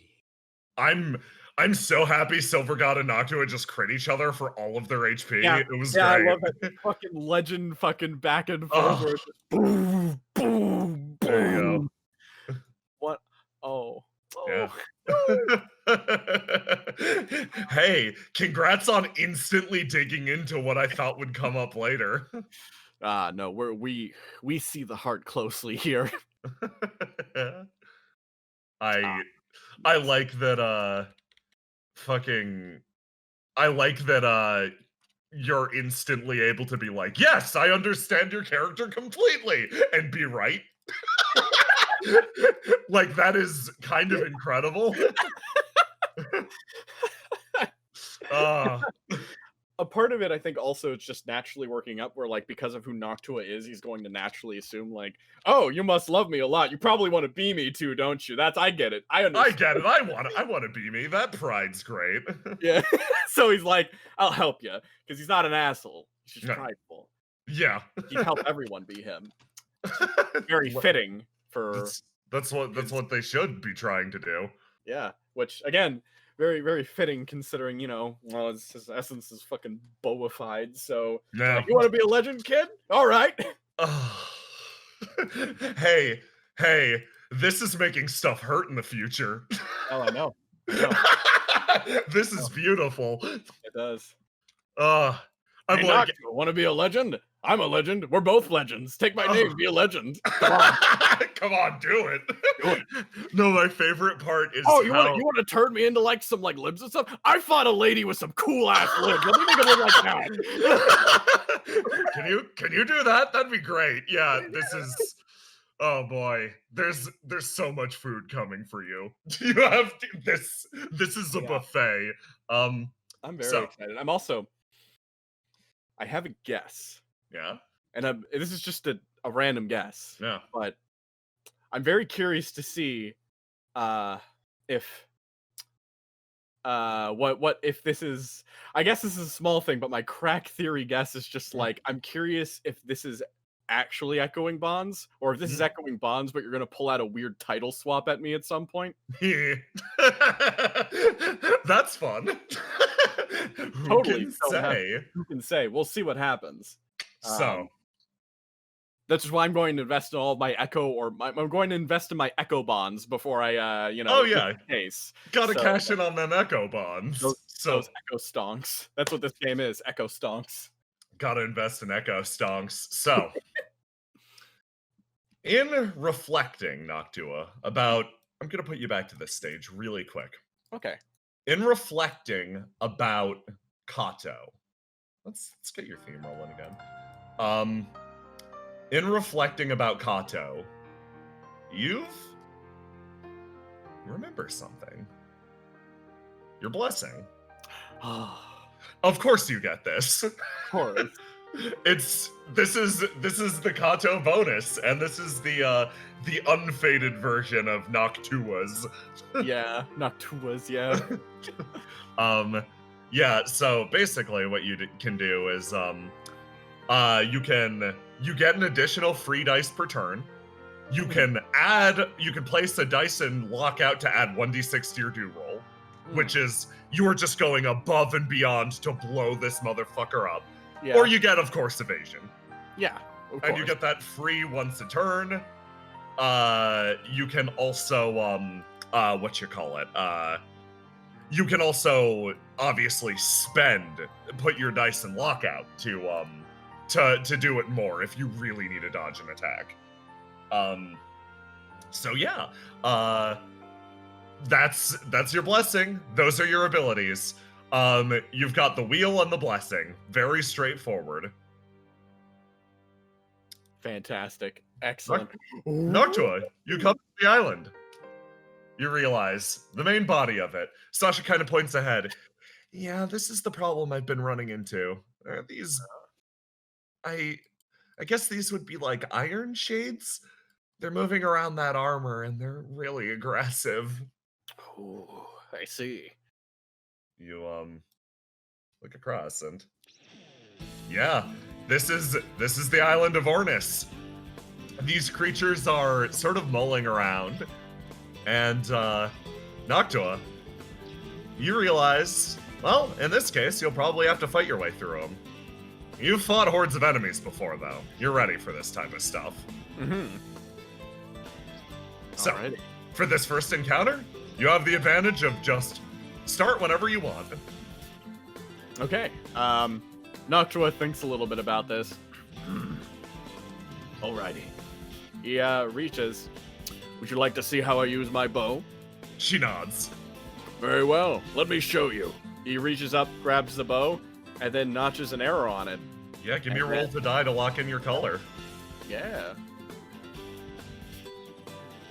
This is very important. Which color is the bow color?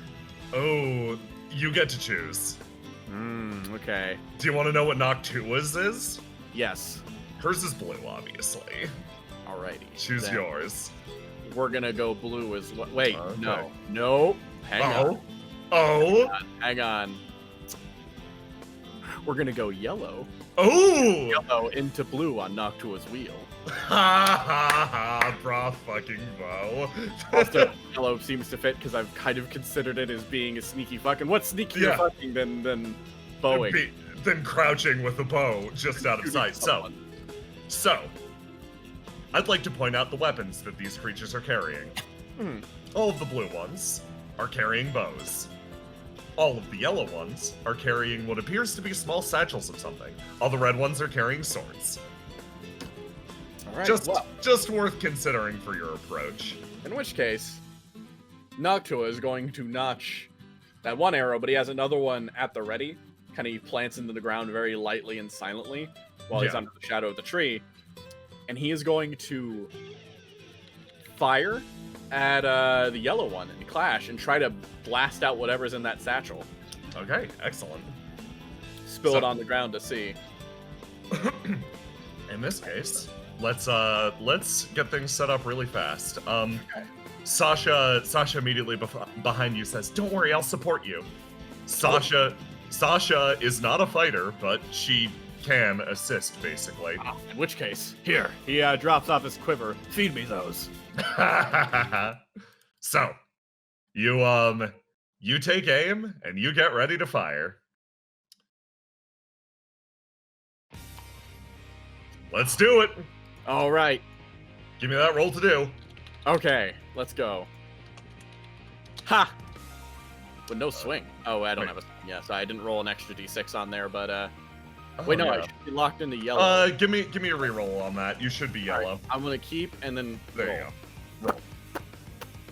There you go. Okay. There you go. Better. So...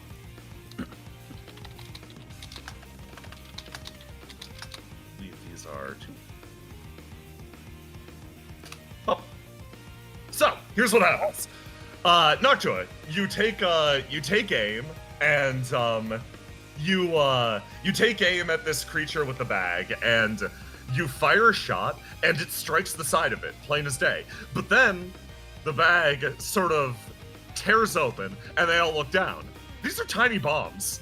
They're little explosives. They turn around and they pick them up and they look at you. Ooh.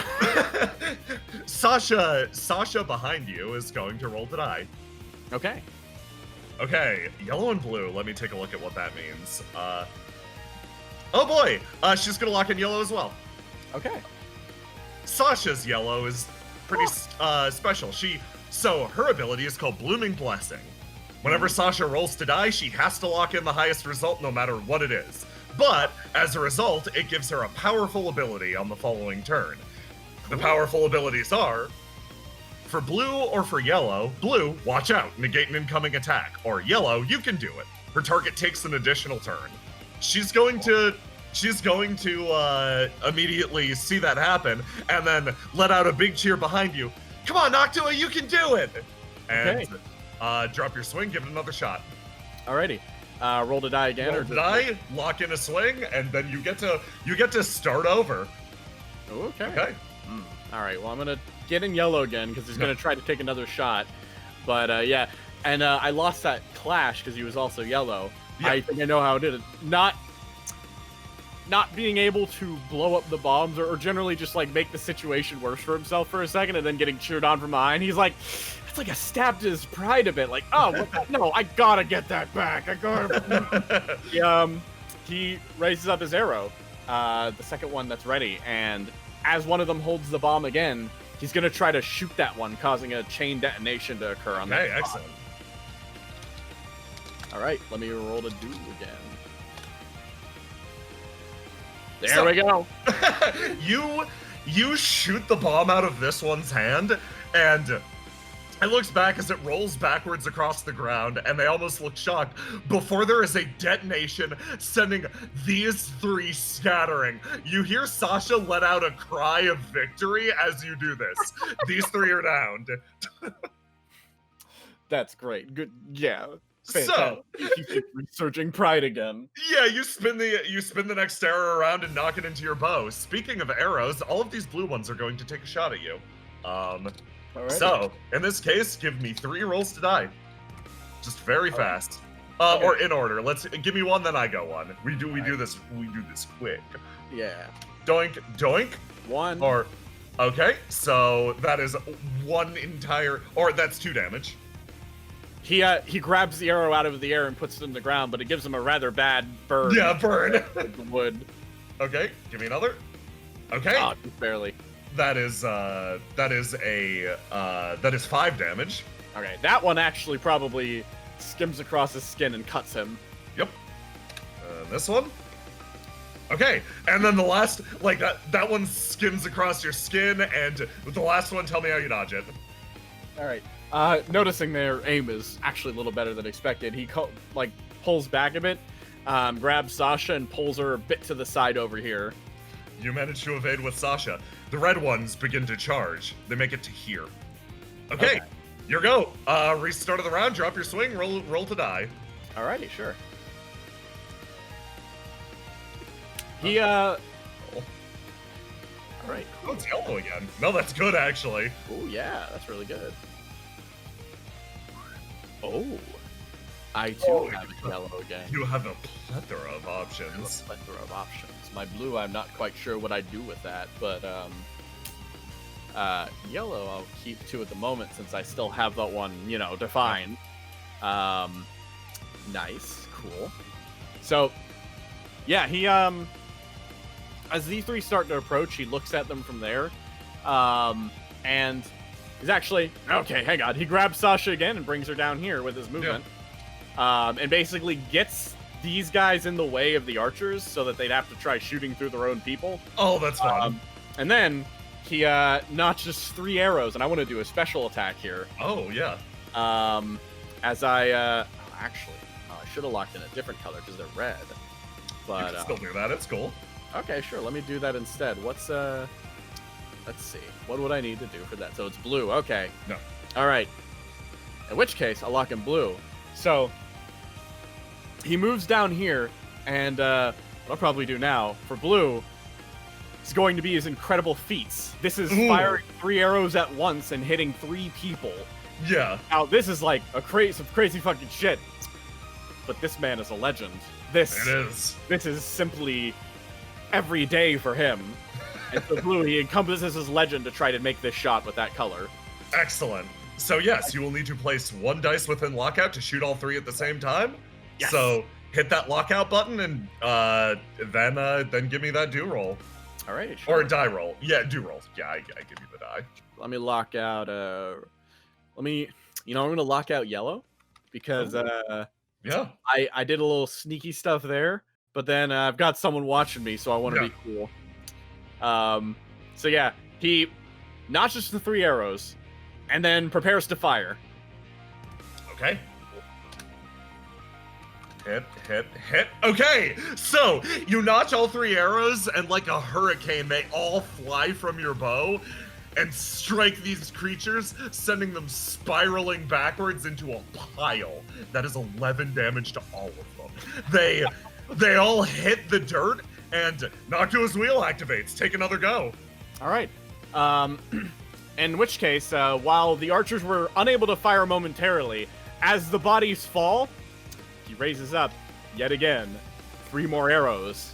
They only shoot those arrows after this, but basically the same arc, actually. All it takes is just a little further distance between them, but he thinks he'll be able to make it happen. Okay, so these 3 get to clash versus you. Yeah, and I'm going to use my free... I'm not using Noctua's wheel with this, so I'm just going to use... Or I'm using the action granted me from Noctua's wheel. Yes.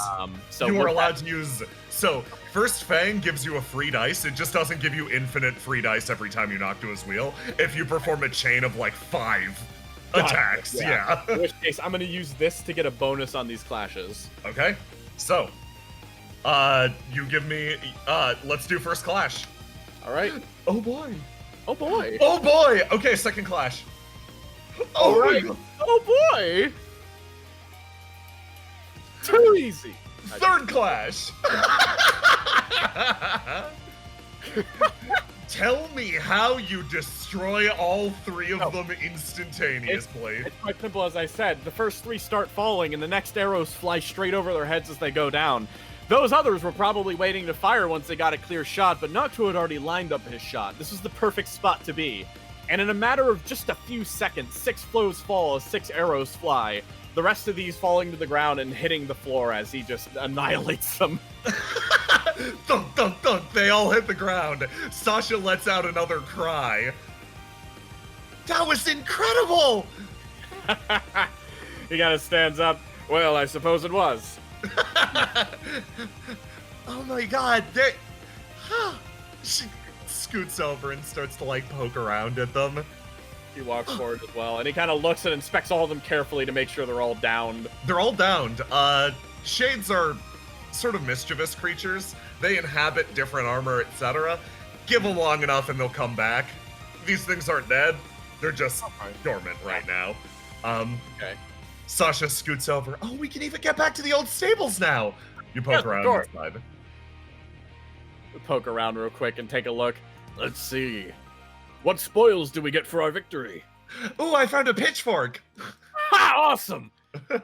She scoots. Oh, kind of turns over, and what's this?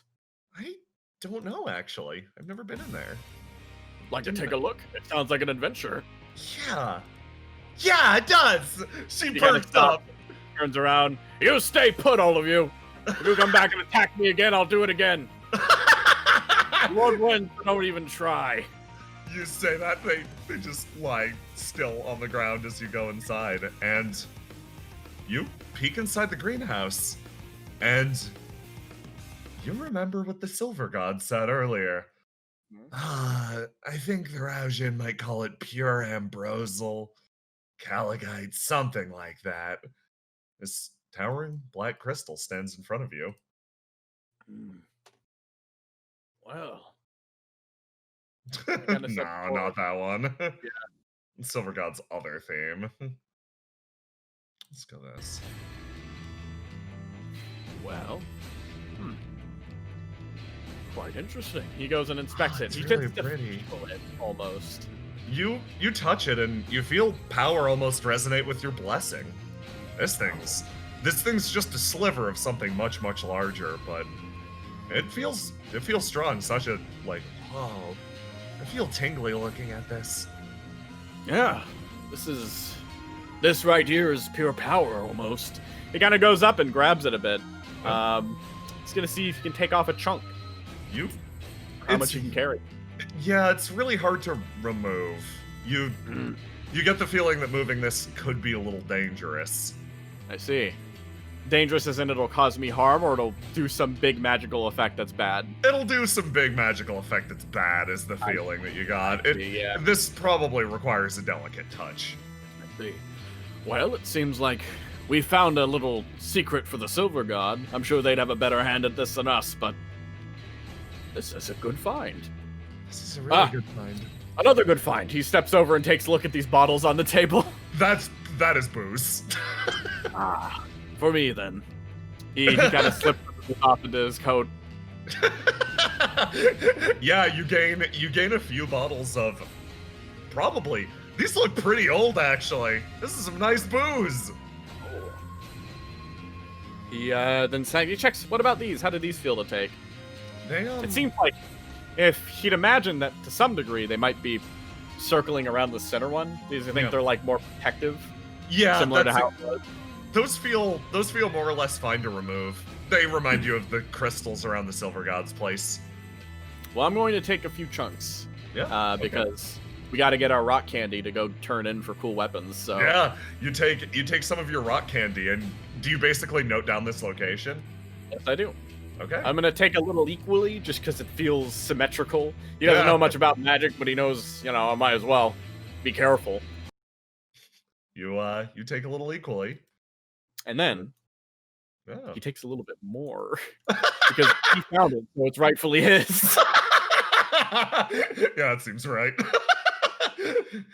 And then you head back out into that warm sunshine. Let's go All right. to this map. Doink, doink. Okay. And you decide to keep going. All right. Well, I wish I had a map. I'm sorry. He kind of turns. Why would you be sorry? We're searching ourselves.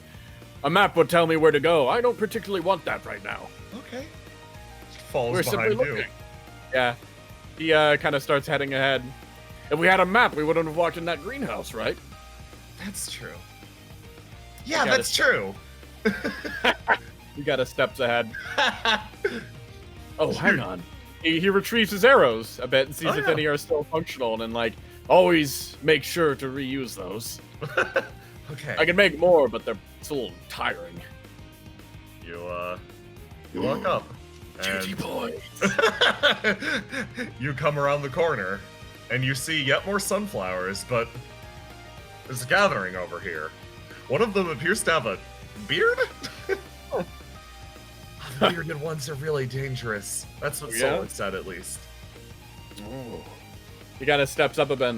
I love a little danger. Kind of steps up. You there! They the all one with the beard. They all turn and on alert, and they draw their weapons. No, stop. I don't mind either of you, but you, he points at the bearded one, I desire to fight you in one-on-one combat. They appear to not understand your language. All right. Well, they won't be much trouble either. He pulls out his bow again. So, give me that roll to die. Okay. Oh wait, do I unlock that now? Okay. So you do one roll to die with the locked out stuff. You have not done that yet, so that's this. So everything's unlocked after this. I got my you swings because I roll to die fresh. Yep. Oh yeah. So everyone's unlocked after this, yeah. Yeah. Okay. Pretty low there, Noctua. He's not taking them seriously. He's not. Only a little bit of my strength is required. So they actually get to move first. And can I click unlock now for the next time? Yeah, you click unlock. Exactly. Cool. The Reds move here. Okay, your go. Alrighty. He steps forward almost nonchalantly, and he actually grips his bow, and he reaches in to slam into these two, and like slam them to the ground using his bow as like a bar. Okay, so they roll to die. Yeah. Blue on red. Yes, indeed. Yeah. Beat a 16 and a 16. Oh, okay. Sure, I guess. Or wait, no, it'd just be the first 16. Just roll it once. All right. You easily do. Excellent. So, you walk up and slam into this guy. Goes spiraling backwards. That's 7 damage. This one's still up a little bit. It like unsteady on its feet, starts to jangle. Noctua's wheel activates. Go. Okay. As that happens, he kind of while these two are kind of staggered for a moment, he uses that to his advantage by kind of crouching behind them and shoot. Oh, sorry, something happened. Sorry to cut you off. Oh, okay. Something special happened. Ooh. You, if you double check the effects for Noctua's wheel, level up. Fight the Silver God successfully and trigger Noctua's wheel with a lower swing than theirs. Yeah. You did this. I didn't get a chance to explain its effect because they died instantly. Here's what happens when you choose a lower swing than your targets. Using Noctua's wheel. So you chose the swing of 1 and still beat their roll to die anyway, while they were red. You may now optionally choose to drop your swing and roll to die again, choosing a different color. In this way, by choosing a low swing, you could theoretically move through an entire pack of enemies. That's great, because that's exactly what I was hoping I'd be able to do at some point. Like, I was like, I wish I had a color now, but now, drop that swing and roll to die again. Yep. Oh, red. That's a good red. That's a pretty good red. What's my red? How does that work? I can't think of anything yet, so... Or you could go yellow and keep chaining, like, you've got I options. will. I think I'm gonna do here, because I was thinking yellow. So, after they're knocked back a bit, he follows up, going yellow, and when he was reaching and grabbing those arrows from earlier, he grabbed something else too. There was one other sack of bombs, and he tosses it forward at the archers right here. So, this is another special, correct? Because it is affecting more than one enemy. Yeah, I'm gonna try to blast the blues in the back. Okay, what are you locking out? Actually, I might drop it here since this is a bigger clump. So yeah. Oh, fair. I'm locking out. Let's see. Let's lock out red since I don't know what to do with it right now. Understandable. Okay. So, yellow. Oh boy. Oh boy. Oh boy. What did I do? Give me that roll to do. Okay. Oh, that beat the first one. That beats the first one. Give me another. All right. Beats the Beats second one. Second one. Give me another. Ah! Oh, it doesn't beat the third. So, here's what happens. First, just instantly combusts, shrapnel everywhere. Second one, instantly combusts, shrapnel everywhere, Noctua's wheel activates, this one's KO'd. The third one dives to the side out of the way safely. Go. Okay. Alrighty. In which case, got another. Sorry, drop your swing. Yeah, my swing. Okay, and I get to roll to die again. And then do. after this one, I'm got a lockout. You unlock red. Oh. Oh, dear lord. I'm gonna go yellow again. Okay. This is gonna be another special attack. I'm gonna lock red again. Which one? Okay, I got it. We're lock out red, and then the special attack is this guy dodged to the side, and he's about to hit the floor, and he feels a hand on the back of his helmet as Noctua grabs him and tosses him straight at this one, using him as a projectile weapon to slam into the blue one. Okay, excellent. I guess. Lock out that red. Pick him up and then see if I can hit blue with him. Oh, that's pretty So good. that'll be the attack against one. That's the attack against two. Clear that burden on red. Okay. Ah! Oh boy! So you go in to grab this guy, and this one is like it ducks out of the way, rolls between the fence, and actually hides in the sunflowers. Ah. That's the end of your streak. So there you go.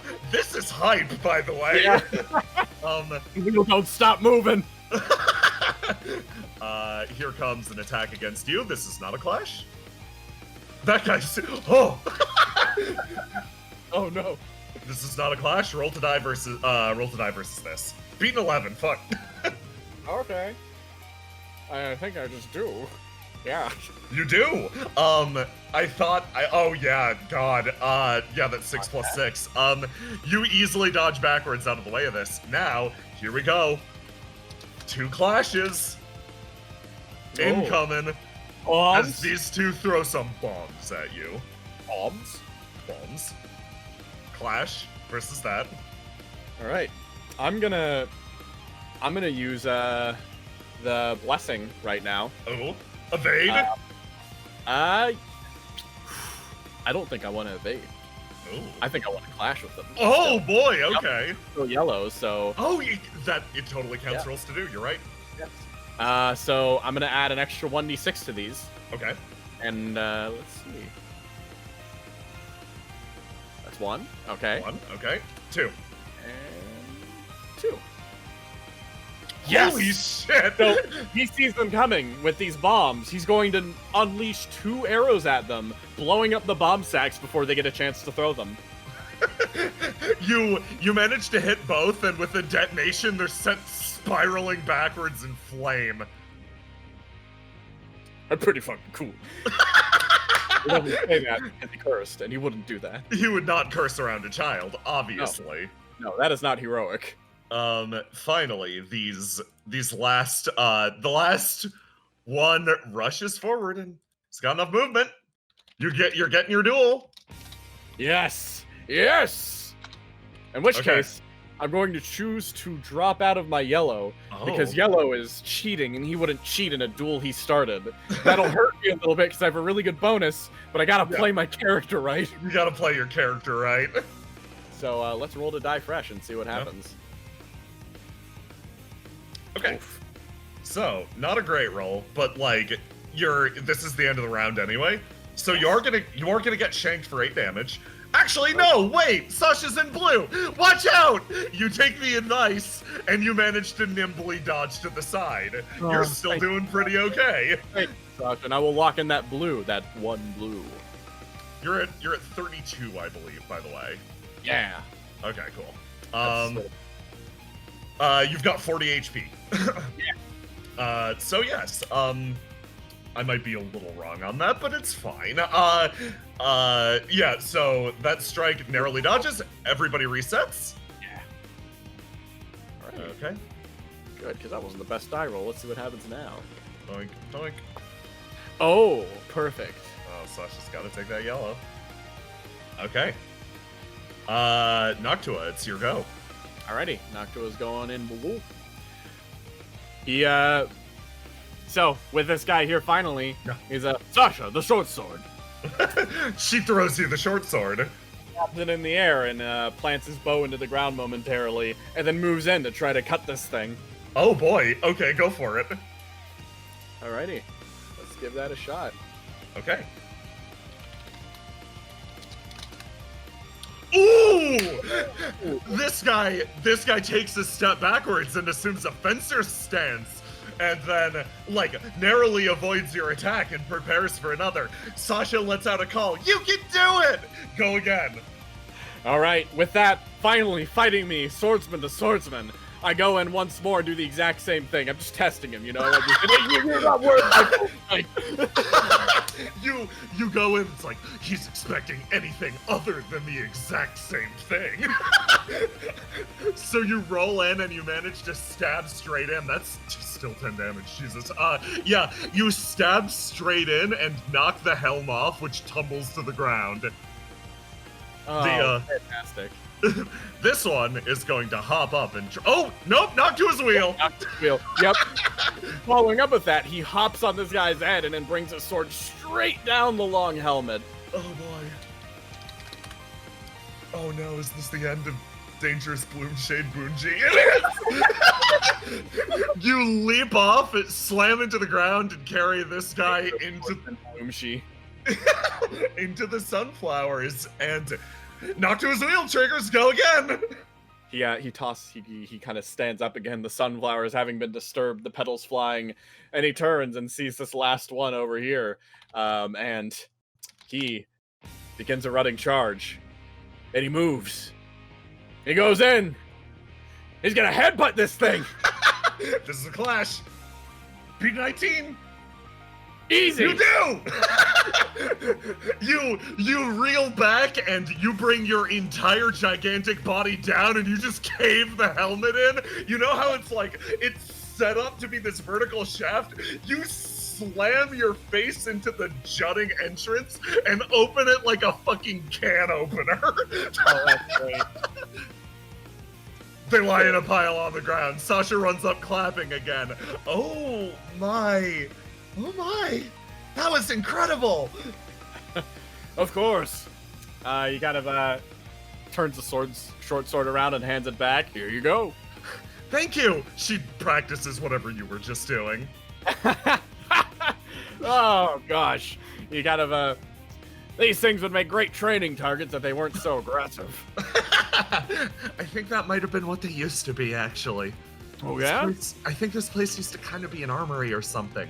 There's actually a shed up ahead that she stops. They and then looks over at the bearded one. Hold on.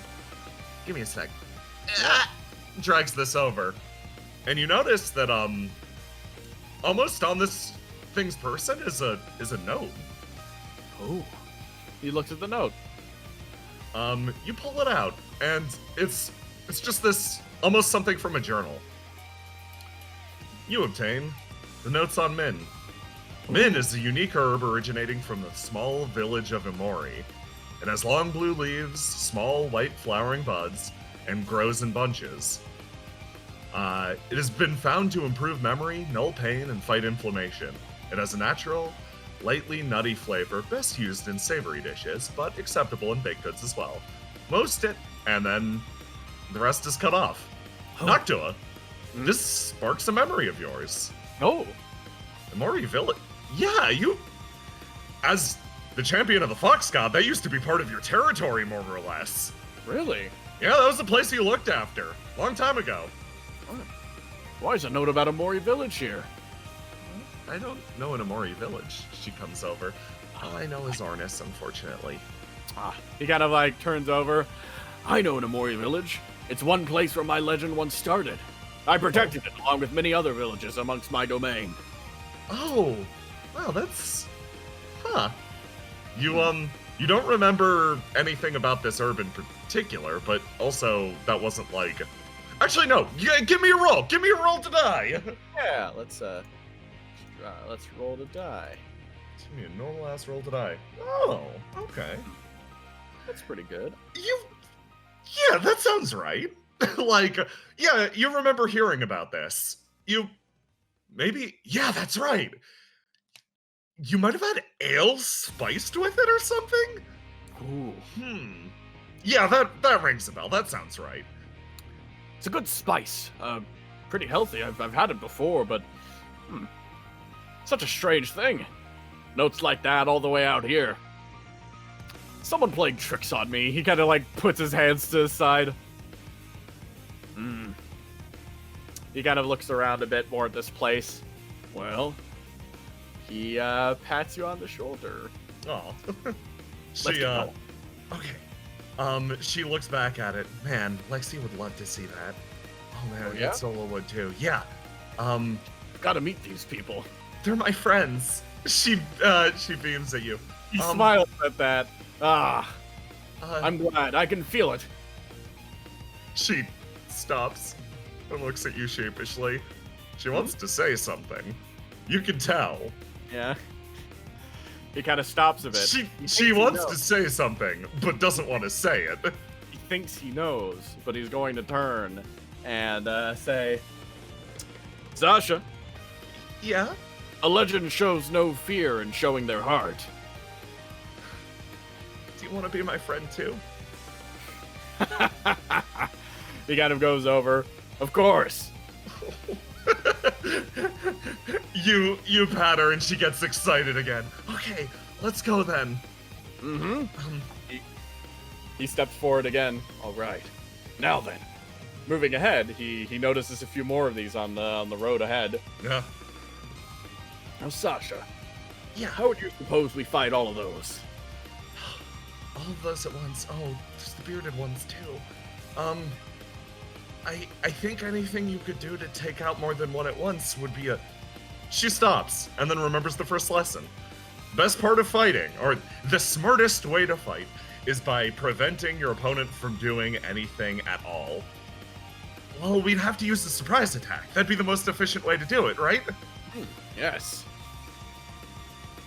Okay, well, she looks around. What's in the area? She looks at this old shed. We could sneak in through the windows and use that as an ambush point. We could. Let's try it. Oh. They scoot over in this direction, and she looks. The window is pretty high up, honestly. Need a bit. Okay, I got it. He kind of picks her up and helps her through the window, and then crawls it himself. You boost her in, and then follow in afterwards, and she thunk, lands inside the shed. It's a pretty small, derelict little area. You look around. There's actually a book or two here. Sasha lets out a squeal and runs over to it. Another book. Okay, I know Lexi would love this. She picks it up and shows it off to you. What is this? Here's a bundle of scattered notes.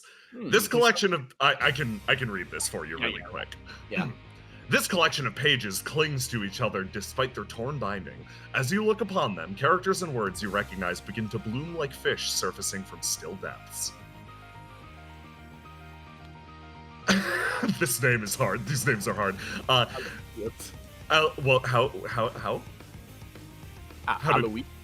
Aloysius. Yeah, that looks... Aloysius. Aloysius would be a better way to put it. Aloysius was promoted to head researcher of the new Universal Component Facility. Even if it was a formality at this point, he was appropriately proud. The field would not exist in its current state at all if not for his work with me. This accolade, reward of recognition for furthering knowledge, makes me proud, as well, to call Tenric my home. Clarice is showing interest in biology. We spent all of today reviewing my illustrations of the city's flora and fauna. Gina suggested perhaps she simply enjoys looking at the pictures, but as I have said to many parents, no one is ever too young to learn. Malachi showed me the results of his experimentation. A new pastry, and perhaps more consumable for me, its recipe. Its appearance is similar to his bakery's standard loaves, but by its ingredients inclusion of eggs, it is perhaps closer to a pastry. Clarification on the definitions of baked goods is something I must continue to refine with him further. Other bakers as well, perhaps in individual consultations. Many more of these accounts continue through the pages, accounts and memories of what must have been hundreds of names. Huh. He looks a bit seriously. I think I'm seeing a pattern here, Sasha. Yeah? Yeah. All of these notes, they're all talking about food.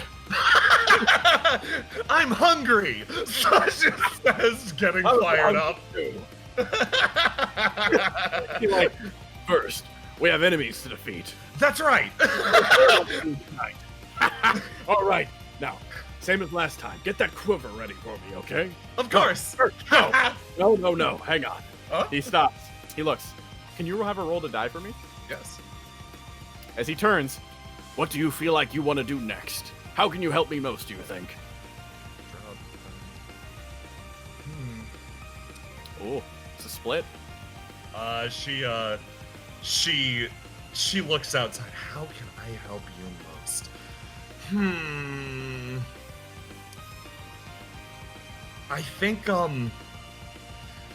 I think the best way that I can help you is by giving you a second shot if things go bad. I think if I work actually, yeah, I can be a distraction. Oh, So a risky move, but perhaps profitable for us. She nods. She looks determined. And you guys get ready to put your plan in motion. And we cut us back to the last map.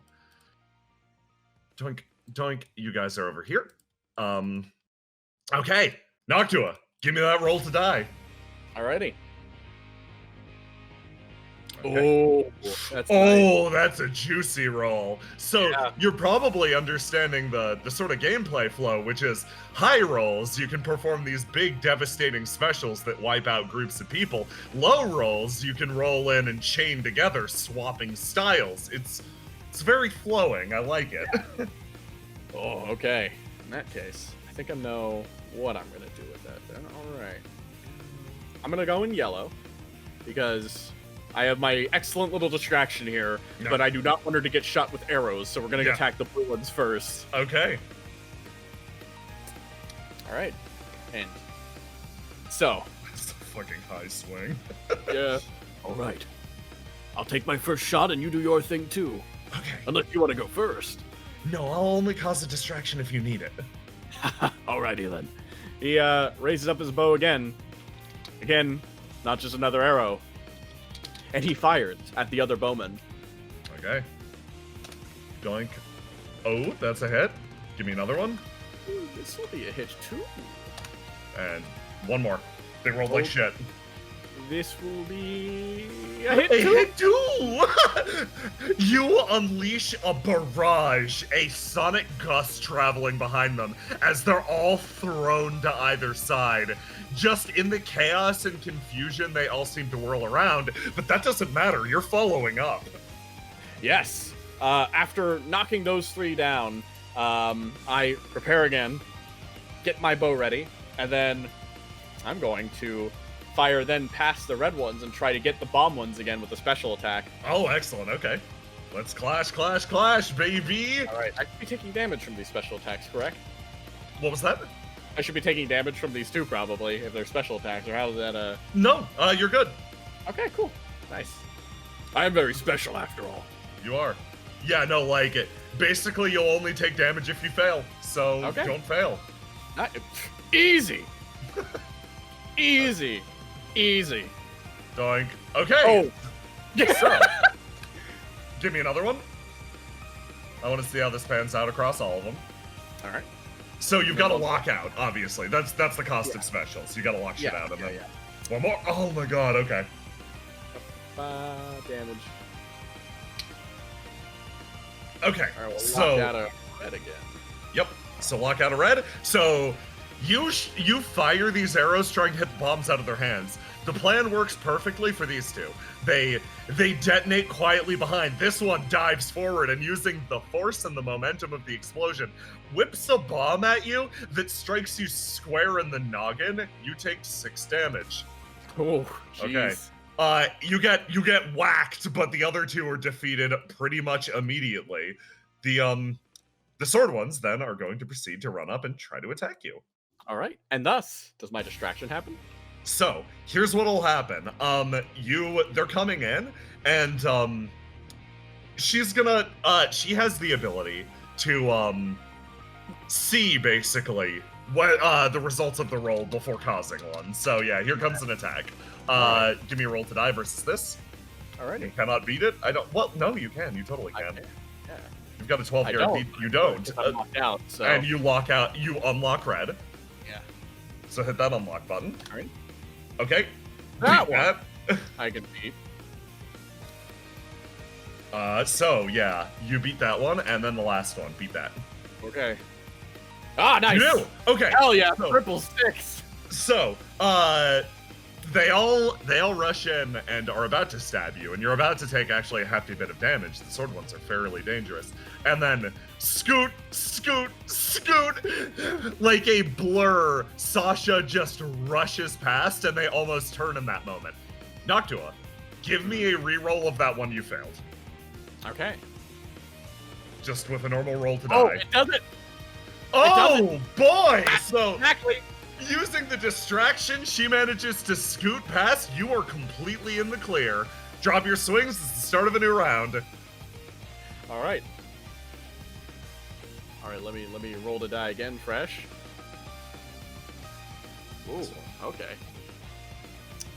Oh. Okay. You did get I the magic finally 666. decided on my red stat. Oh, yeah? Yeah.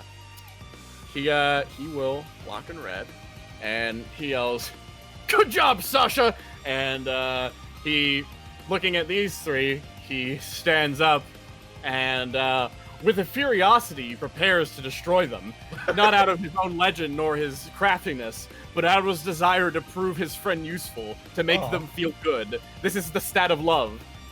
Yeah! So he's gonna clash with all of them. He sure is. Are you gonna power this up with your blessing? Yes. Okay. This means succeed. First one first. All right, Second that one. next. Okay. Oh, crit. Okay. Oh, third one. Okay! So, Noctua, tell me how this happens. All right. So he stands up and his big bare arms almost flex. He reaches around and grabs all three of them and then locks his hand together and just starts squeezing, crushing all of their armor together underneath his mass after they all were distracted enough to let him do this. You form them into basically a ball, and then you realize there's still one standing. Sasha yells, "Come on, there's one more left!" and take an additional turn. He raises up this ball like the boulder in Aeneas, and then just Aeneas just tosses it at this dude. Oh wait, that ain't a clash. Hold on, you go. Nope, I'm just gonna fucking end his life. Do I still get the plus extra d6, or is this technically different? This is technically a different action. Doesn't matter. You do not need it. You pick up the ball and slam it into this one and just crush it. It rolls backwards. It hits this boulder, building up speed, pops into the air, and vanishes into the woods. He stretches again, and he goes over and again gives a pat on Sasha's head and then laces up his hand for a little high five. She gives you a high five and once again issues the same laugh. He takes pride in the fact that she's copying him. She's puffing up herself. She's trying to look 2 times the size that she is. Hey, Noctua. Yeah. You notice something. Oh. What do I notice? That symbol. When the boulder went past. Yeah. You saw it. You clear as day. That symbol. It could only mean one thing. Sasha. Yeah? I've seen something else. What? He gets on the ground and then like kneels over. Climb on back. We're going to go quickly. She climbs up on your back. Hold on tight. Like holds onto her legs and then just bolts towards the hot. Oh boy. 20 seconds later. He has her sitting on the rock a little bit and Yeah. he's just resting in the water. Oh, Fights in hot springs, fights in hot springs. This has been the best place in the world to get a little bit of a vacation, I'd say. I'm happy my boat crashed. you recover all of your HP. You're back at 40. Plus, I met a new friend. She smiles at you and doesn't say anything. She's happy about that. This is the furthest out I've been in Ornis for a really long time. Normally, it's only really safe around my house, so. Have you enjoyed it? Yeah! Good, good. He kind of just relaxes a bit. Of course. After all, it's adventure, it's something new. This is an adventure, isn't it? It is. This is honestly the most adventurous adventure I've been on in quite a while. She seems to be very happy about the fact that she's on a real-ass adventure. You're on a real adventure, and with a real master to teach you his ways. Thank you for taking me as your pupil. Of course. He kind of, like, for one, I owe you that life debt, but at this point, you're also my friend, so it's the least I can do. And even beyond that, you've got a very clever wit about you, Sasha. That was a good plan you thought there. Oh. It's, oh. She just looks proud of herself. He continues to relax a little bit, just soaking in the hot spring. It's been a wild couple of years. He just kind of leans back and then turns over and kind of speaks up to her a bit more. I've been traveling these lands for a long time. You said that you were stuck here, right? Nods. I'm sort of the opposite. I was sent away, exiled. Oh. I feel like the feeling is quite similar, however. Oh? The desire to be somewhere you can't be, whether it be Oh. away or home. Yeah. I love this island. I really do. But I also want to see the world, so... She kind of hurts. This place can be your home, but it's okay to spread your wings as well. Yeah, I don't know. I think I'd miss it. You probably will. I can tell you from experience that I sure missed Rauji. But, look where I ended up. Ended up in this great place, and I just told you I've been having the time of my life. Got to fight a god. Got to teach a student. Got to learn and meet new people. Yeah. I think I'm gonna remember this for the rest of my life for sure. He smiles. And I will as well, of course. After all, this is the point where I met Sasha, my student. She just beams at you, not really able to say anything else. You just feel the appreciation radiating from her. He kind of strokes his chin slightly. I'm hoping that once we're gone from here, you'll be able to find something that truly sparks your heart. But even, I can tell you a few tales myself of the places I've been. Yeah, that sounds great. Maybe when the sun goes down, we can sit around and trade stories. It'll be fun. Oh, a classic tradition for storytellers. Yes, let's. Oh, it's a promise then.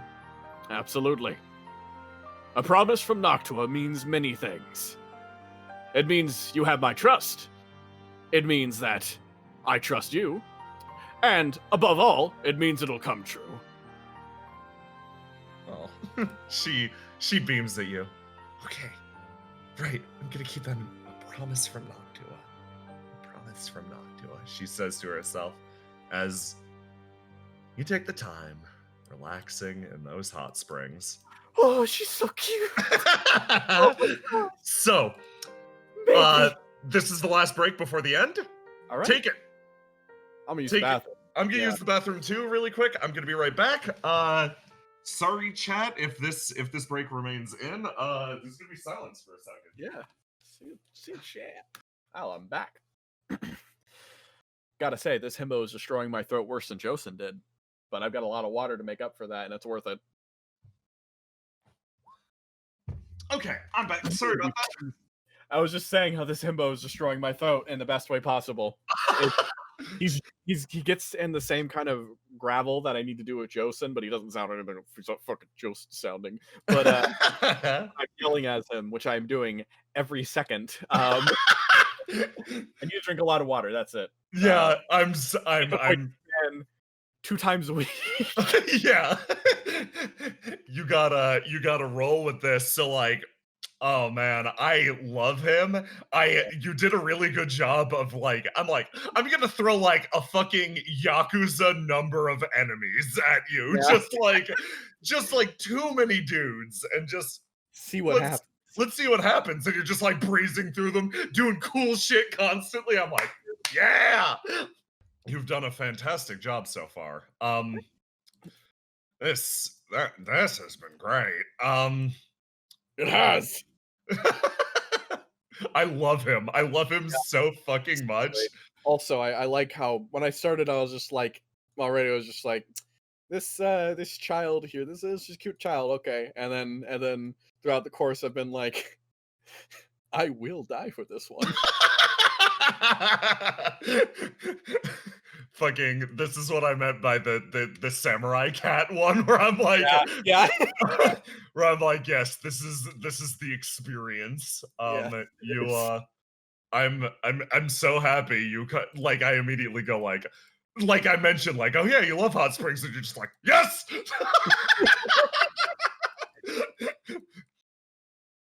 Climb aboard my back. We are going. Climb on back, and we will be off. I love him. Oh my god. Here, I'm gonna drop this fucking guy. So, after a nice relaxing rest in the hot springs, you come out and everything seems a lot quieter than before. You did a good job. Very relaxing.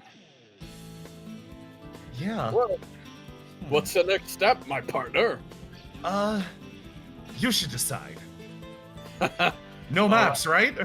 No maps. He stops. Well then, I see one path forward and one path back. He points in either this direction or this direction. Yeah. Do we walk the horizon or head home? Perhaps a different path home. Yeah, I think that'll lead to the Silver God's house. Ah, I see. The point down or to the left? The point down. Or right, yeah. This one is Silver God's house. Yeah. That one's question marks. That way up there sort of leads up to the caves. This is where all the big monsters are. The great unknown, huh? Yeah. Ready to take the caves on now? Yeah. Yeah, let's do it. All right then. Let's go. He scoops up more of these bombs. You walk towards it, and she's walking behind you and swinging her arms and legs. Sasha's having the time of her life. Fantastic. That's the important part. You come up and over, and you sort of reach a clearing with these beautiful flowers out in front of you. Ooh, more sunflowers. Oh, this is so pretty. I didn't really make it. It's been hard for me to make it this far before. We're almost on the far side of the island. Oh, well. He kind of stops a bit and turns around looking at these flowers. You feeling accomplished? I am! Good, good. Let that feeling fuel you to go even further. Noctua, your ears perk up. Give me a roll to die. All right. Okay. Pick which one you're locking in. Locking in red, he immediately withdraws back next to her. Yeah, you take a step back as a shadow travels overhead. You remember the mentions of some flying Leviathan or something? Leviathan, yeah. Yeah, Oh, the Leviathan. yes. You start to you look around. This has protected you in the past. This has made sure that you didn't die wandering across the world for 50 years at this point, and you look up as the shadow cast across you finally comes into form. You're thinking Leviathan, Wyvern, Leviathan! But no, this is something else. This is something that you heard about only in myths. It floats down. You look at its full shape. This is an honest to God dragon. Ooh. Ooh. Split down the center, this creature seems to be fundamentally divided from itself. Its heads are forced apart by something, but its body is contiguous. It looks down and praises you and lets out a large roar, blowing Sasha backwards a little bit. Roll to die! Alrighty. So, We here at Embo Club, we don't get fucking knocked back by wind. We stand strong. They're gonna roll to die as well. Oh, it's so fucking cool. And Sasha's got to as well. So let me know what you're locked in and when you're ready. Alrighty. Let's see.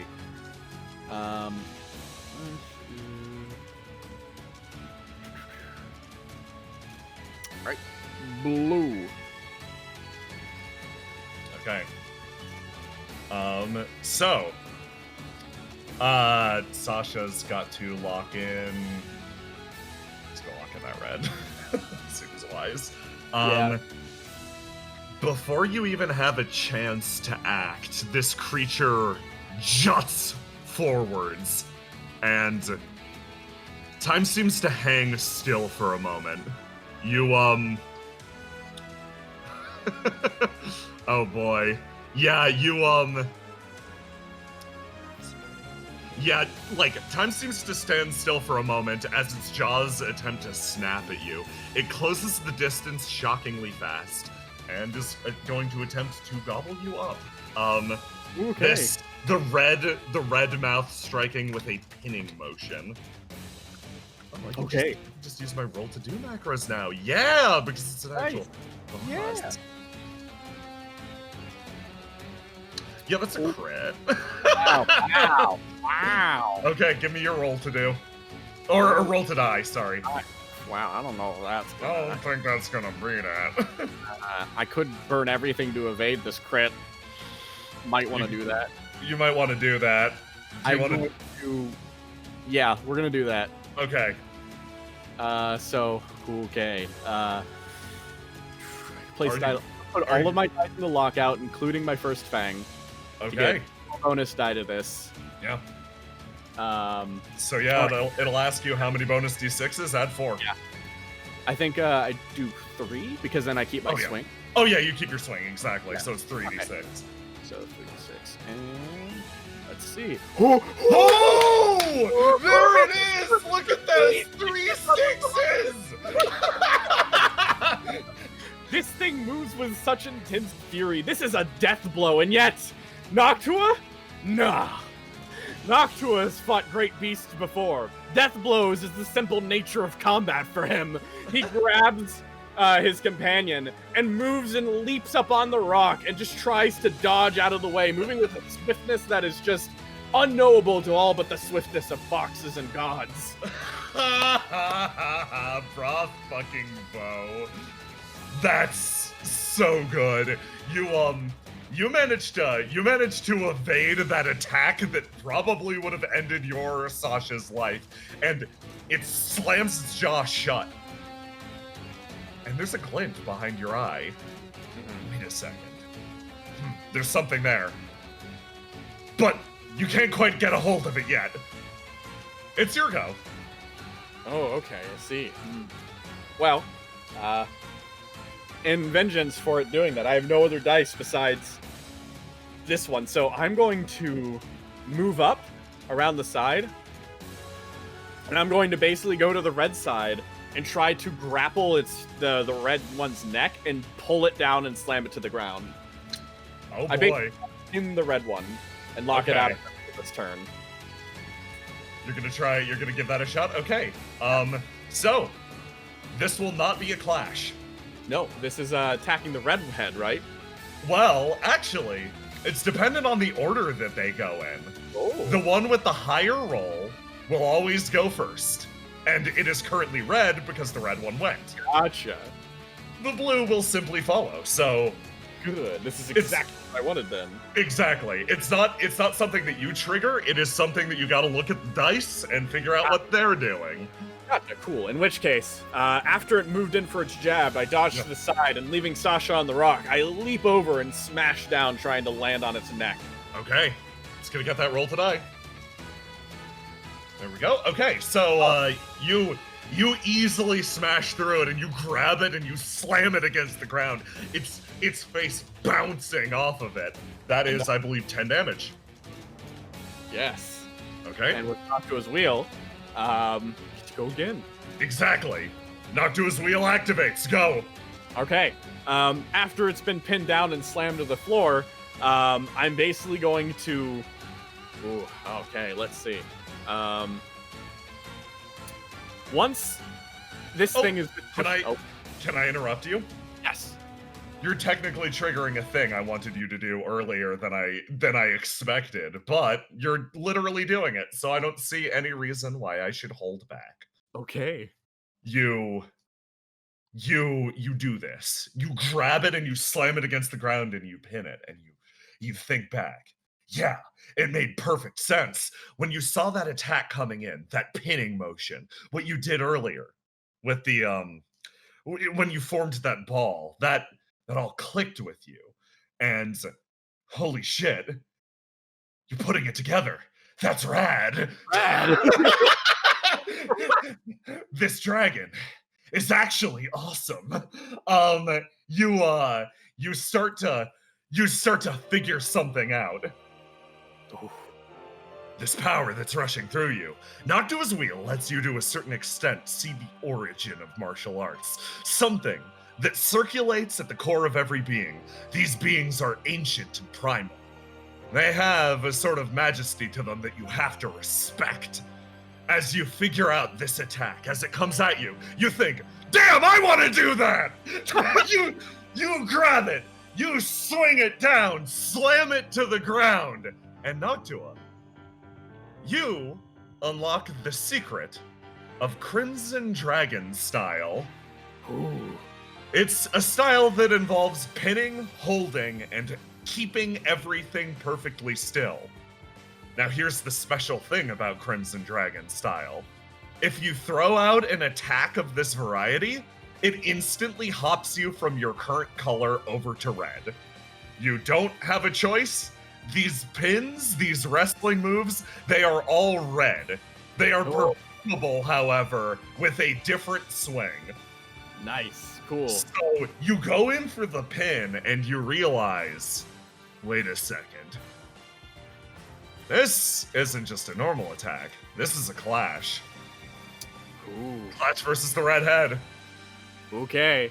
He pins it down and then moves there and then two heads. He kind of like stretches a bit when he made the leap. Each of his hands, each of his arms are in their own ways the heads of dragons as he slams one down, gripping with intense force. And the other one, he moves up to go in and give this thing a swift blow to knock the energy out of it and pin it even deeper to the floor, shifting the entire body like a fulcrum. And he's going to attempt that. But let us see if he can succeed that. He can. He does! Despite the fact that you are literally evenly matched in force, you blow this thing out of the water. Give me your narration for winning this clash. All right. And that's 20 damage. As I said, almost like a fulcrum, he manages to push into this thing while it's pinned. He then lifts his foot up and slams it down on the neck, and with both arms, he uses immense strength to pull the red side of the body even further from the blue, ripping it and tearing it and dragging it along. The blue head either has to swing along with it and be along with the red side or threaten to slip and tear a half. it starts to get ripped in two, and the blue head recoils backwards, and it is going to take its action in response to you as it's forced apart. It like, let's see, it's gonna swap to this blue 3, and here comes its attack. Give me a roll to die. Yeah. Okay. So does that act with blue, but now that it's okay? Let's see. Oh boy! So here's the that thing. could potentially win with that because you are locked out from everything, but you can still win because it crit failed. Yeah, and because I have one thing left, so yeah, you got one attribute left. Yep. That should be yes. You got a 10 versus it. And yeah, all of your attributes are freed from lockout. Nice. Yeah. Here's what happens.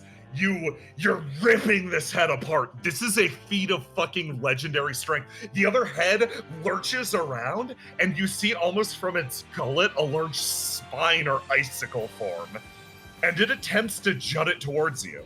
And for a second, you feel that same flash. This deep inspiration from this primal creature. But this isn't a style you're capable of emulating. Something that involves pinning and dragging, that's easy. But in order to use a weapon that big and jagged, you simply need, you need some big fucking weapon, a spear or a sword maybe. Noctua doesn't roll like that. You'll stick to Crimson Dragon, thanks. You managed to drive the heads apart. Let me swap back to the normal music. Good work. Boy. Yeah. Oh. I'm feeling it now. give me that reset at the start of the turn. Right. So just to make sure, this thing's preparing to fire an icicle, or did that get interrupted? Oh yeah. So the icicle emerges, juts forward, strikes the ground. You easily dodge it. Gotcha. That was a crit fail. That doesn't get to be cool. Yeah, no fair. In which case, though he is not one to wield such weapons, it cannot be stated that to pin one against such a weapon would still be fitting of the Crimson style. He's going to try to drive this thing's into the ice stake, a head through a stake. Yeah, okay. Well, let me roll to die first, though. I should actually, see how I go. I might not go first. So, this creature always goes first. I see. But let it see if it can break free of my grip. Okay, so you're going red? Yes. Give me that roll to die. Alright, let's see. Oh, boy. That's good. That's pretty good. Is it good enough? It is not. No. The icicle sort of sticks into the ground behind you, and you're like, huh, that's weird. And then it drives its head forwards, almost following up, gnashing and lashing its entire body, drives you back into the icicle, and slams you against it. You take 8 damage. It took my tech. All right. Yeah, I feel myself slammed against the icicle. In return from that, I'm not letting go of the pin. Yeah. And as I slam into the icicle, I bring the red head down with me, and also push it into the icicle. At least that's the attempt. So, you're hitting this thing? Yes. Okay. I'm not clashing with red, though, because it started with blue. Yeah, this is also a full power, yeah, okay. Cool. So, you're not gonna clash with red, you're versus its blue, it gets to roll to die. Alrighty. Oof. Oof, okay. So, you do your best to, strike back against it, and, you do a pretty good job. Admittedly, you fumble. You completely lose your footing. I'm gonna have you drop your swing. Okay. For that crit fail, but you do manage to drag it in, and you manage to, almost drop backwards, slamming the head into the spike. You managed to still deal some damage. Not quite as much as you wanted. And then you hear a call from Sasha. Come on, do it again! Okay, well. Roll to die and give me another. Alrighty. Oh, okay. Oh, perfect, actually. I'm gonna lock in that blue 1. Okay. Excellent. And then I'm gonna try to go up. I've given red enough attention. It's time for blue. Yeah. I'm gonna go up and attempt to basically move in, and with great strength, I've already kind of pushed red to the side, leaving blue directly up to this point. So instead, I try to get up, move ahead, and then basically go up with pulling an arrow from my quiver. I'm going to attempt to drag it across blue's neck and just bring it up as much as I can, using the force of my hand to use this almost like a knife. Oh, excellent. So, yeah, give me Not that clash. Not my arrow. Oh. I'm going to pull out one of those crystal shards that I took earlier and do that instead. Shit. Okay. You whip out one of those crystal shards. Okay, give me a roll to do. You're clashing. An arrow's a bit brittle when you do it like that, but that shard, it's pretty strong. Oof, oof, oh my god! It fail. Okay, so, you pull out the crystal shard, and this creature, like, you slam it into it, and for a second you see the creature writhe, and then it almost seems to gain an additional strength from it, and you are sent flying backwards. Oh. You are going to take 8 more damage. Alrighty. Well, all things must be tried. And then the red one's going to attempt to follow up and snap at you. All right. I'm going to swap its roll to Drop my swing because. Yep. Oh yeah, yeah. Unlock that a blue. Yep. Let me do a lockout. That should be a blue. Okay. There you go. And Go then here comes the roll to do. Beat a 14. That's gonna be hard, but you can do it. I'm gonna use my free dice to add an invasion to there. Smart. Yeah. Let's see. Let's just see if I can at least get that 3d6. Yeah, well, maybe when if you I lock lock something in. When you lock something in, it's exactly enough. Oh, red's coming back to me, huh? Yeah, free that blue from free that blue, and it'll be the start of a new round. Okay, let me. I might lock in red so we clash. You can't. You were knocked out of your color, so like, yeah. You can't like proactively lock it in so you clash instantly. Okay. You were struck when you were colorless, so you just got a deal you just no. made. Super fair, yeah. All right then, let me consider something real quick then. Alrighty. It'll be the start of a new round after this action completes, so like you'll lose whatever color you choose here. Okay, yeah, then that's fine. Then it doesn't really matter to pick. We'll just go and start fresh. I'll roll the die again. Yep. Hit that. Yeah, there you go. Everybody drops. Let's clear their colors. Roll the die. Oh, they're rolling so fucking well. Blue's gotta go first. Good, I'll pick yellow then. Okay. Blue, then red, then Sasha. Let's see what the Sasha grab bag has for us. Oh, anything she wants. It's fucking blue. Do you have a special effect if they're all evil? No, she should. So, blue's coming at you. Alrighty. It's gonna attempt to. It creates an icicle in its mouth, and instead it attempts to just spear you with it. Alrighty. That's a pretty fucking good roll. That's pretty fucking good roll. Sasha's gonna yell, watch out! And negate the incoming attack. Nice. Yeah, he scrambles back into the flowers, basically kind of using them as a shield a bit. Crouching low, letting the tall sunflowers be over his head. And you manage to, using that advice, you manage to duck low and spears multiple times. You roll across the ground, sending up a wave of flower petals each time. But this thing just can't find you. Your go. All right. Let me roll to do first and see how I do, because I have a specific action in mind. Yeah, okay. All right. That's yellow. Can you roll to die? I want to see if I succeed, because I want this to be a surprise, because it's a surprising one. Oh, okay. Yeah, you do. So it keeps poking around and tries to stab at it, and at some point, when it pokes through, it pierces into the sunflowers, and then small little objects that perhaps it doesn't even understand what they are rolling around. And when it's stabbed in there, it causes a chain reaction as a bunch of bombs just go off. Noctua, who has been climbing in the tree and managed to sneak away, the bombs going off, sending sunflower petals flying and explosive dust into their faces. is going to then take his extra action after with Noctua's wheel to leap down and attack them again. Noctua's wheel activates. First, something happens. You manage to successfully use Noctua's wheel against the blue head. The blue head falls limp by the side. It's temporarily stunned. Nice. Its color is now red. Also, you used a lower swing than their swing. Yep. Immediately lose your color, roll to die. Yes. Pick What's the whatever red you're swing? gonna pick. The red swing is grand total. It is a 10. Okay.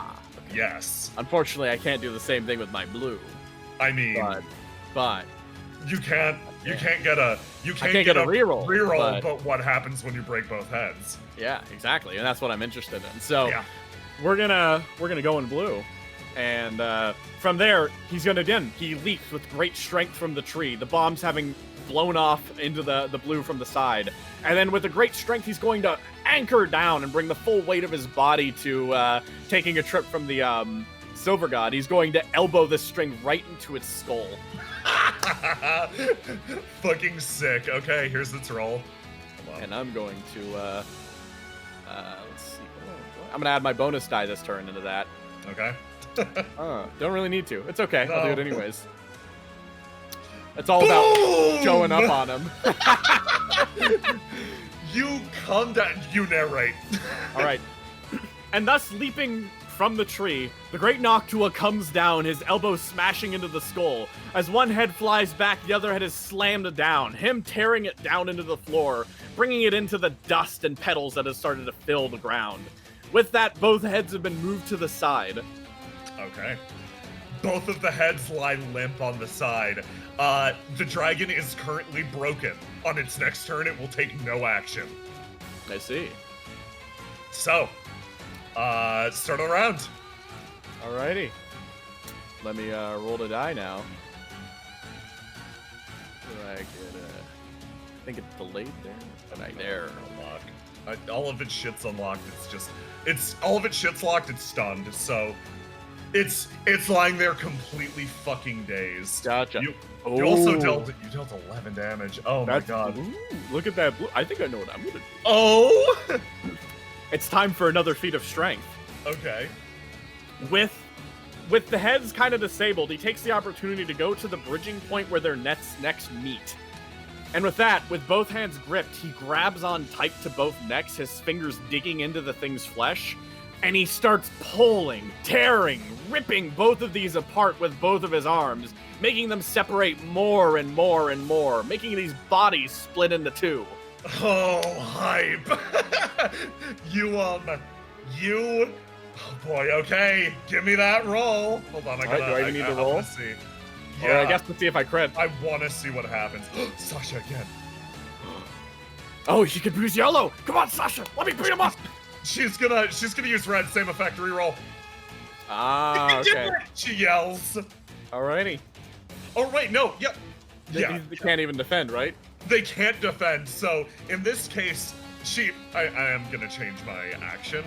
She is gonna use yellow and let you act twice instead. Yeah. So you go in and you're dealing damage to it and you rip them apart and you hit that first wound and let me roll that out really quick. Let's see how high they roll. Oh my god. Okay, so here's what happens. You tuck down into the middle of them, and you manage to the blue head lets out a shriek. It is completely wounded, and you just dig in more and more. You force them apart more and more. The red one regenerates. It regenerates 8 HP. That is not enough to stop you from just ripping both of the dragons in half with your bare hands. You come out the other side, Crimson Dragon style, having been mastered. The two creatures spiral and turn independently of each other, and now screech, running to opposite sides of the island, fleeing the battlefield. He stops and then takes a few breaths and then stands up and turns, sees them flee, and then pounds his chest once with his fist and turns over to Sasha, and just kind of like smiles. That was incredible! Oh my god, are you okay? Ooh, got a few hits on me. Definitely could use some patching up after this. But I proved who was the true dragon of this land. She beams at you. That was so cool! It was, wasn't it? Thank you for the She's beaming. assistance. He goes over and once again pats her on the head. Hey, Noctua. Yeah? Can you give me another roll to die? Okay.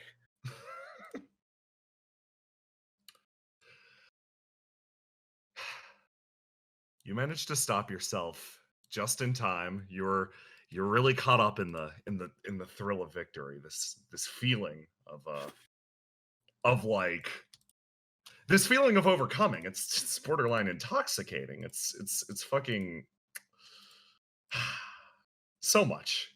This journey's been so good. It's been so long since you fought something like this, and you see Sasha's eyes lit up at you, and it's almost enough to distract you from the presence that's looming behind you. Almost.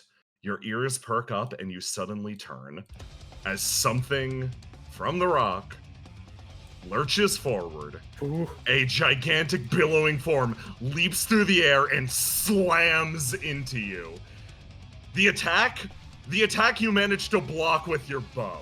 It's all you could throw out in the way. A perfect parry. As you see, what is placed up against it is this gigantic, brutal, disgusting, and unpleasant blade. Noctua, you're in danger. Ooh, I see. Hey, Noctua. hey, no. Something's gotta happen first. Oh, Both of you roll to die for me, okay? okay. Alrighty. Do I, can I keep blue, or is this something I need to do by myself? You gotta drop your swing really quick. Okay, gotcha. That's concerning. Oh. Okay. Well, with this thing... okay. Are you still, okay, you're still here, yeah. I Yep. guess I'm gonna lock in... I'm gonna go... What am I gonna go? This is, he's in danger. Okay, I'm gonna go yellow. Okay. You equip your yellow. Grand total of 15. Okay. Here's the fun part about this. The other person gets to go first. I see. So,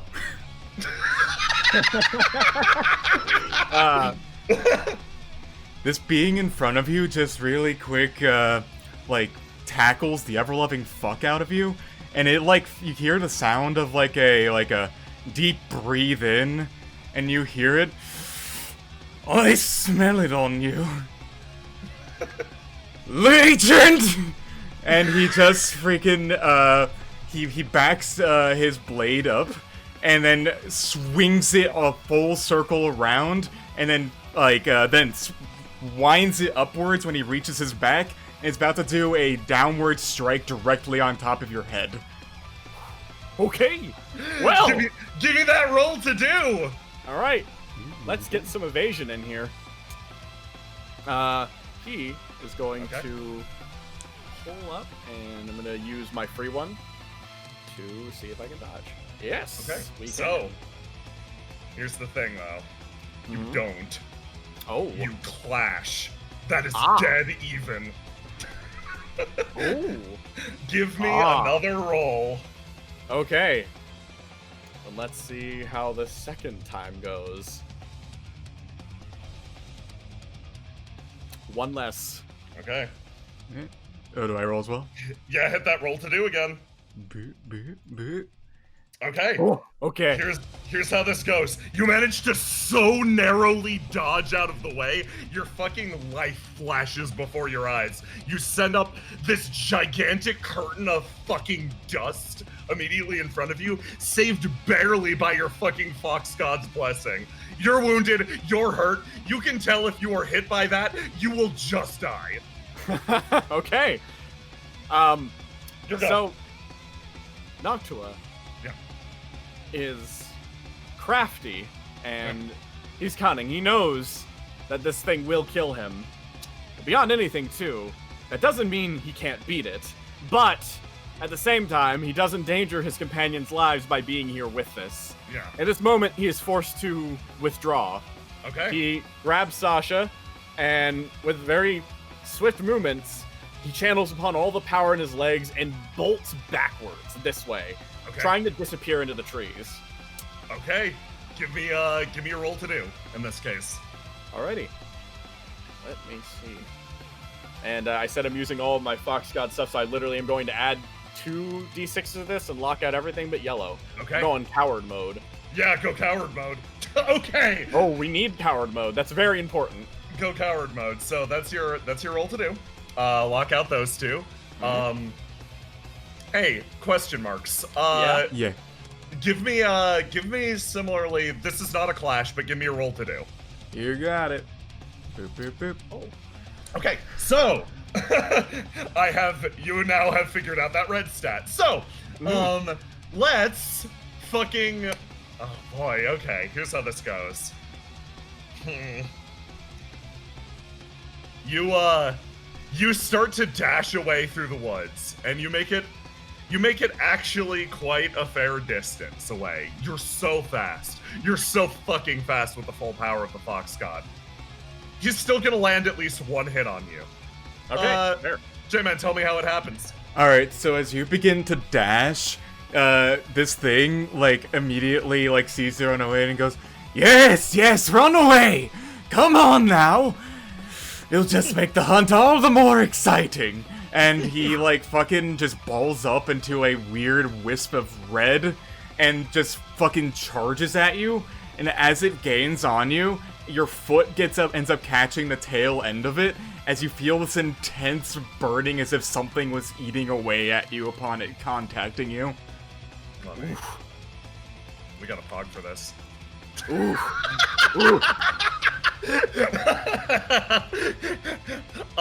Noctua, this blow goes deep and you can feel it eating away at the blessing inside of you, just devouring absolutely everything that's contained within your leg. But you force yourself out, you grab Sasha, and you fucking bolt.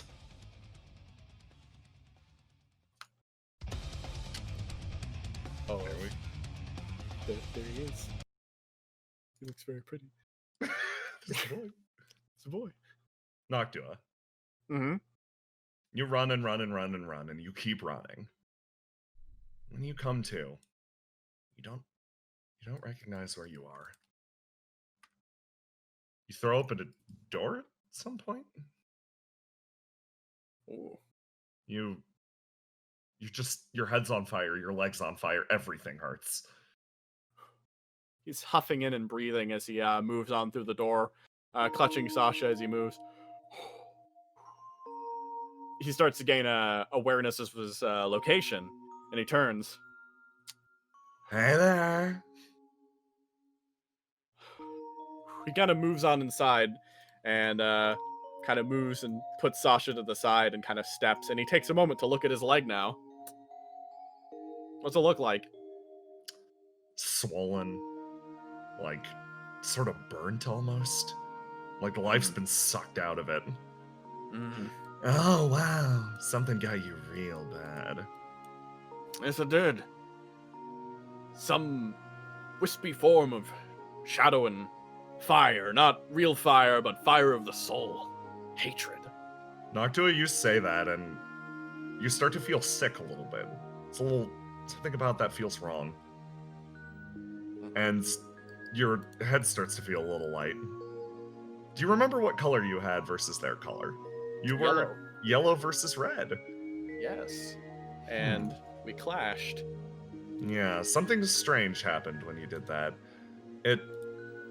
Something that you hadn't felt before. Rather than effortlessly moving through the world, it felt like 2 wheels catching against each other. fucking knew it. It's strange. What you experienced wasn't a normal clash. That was a resonant clash. That was an echoing clash. Oh, title drop. You feel a little dizzy, but at the same time, you feel pretty good, honestly. Like it's almost like something unstuck in your mind. So, special condition.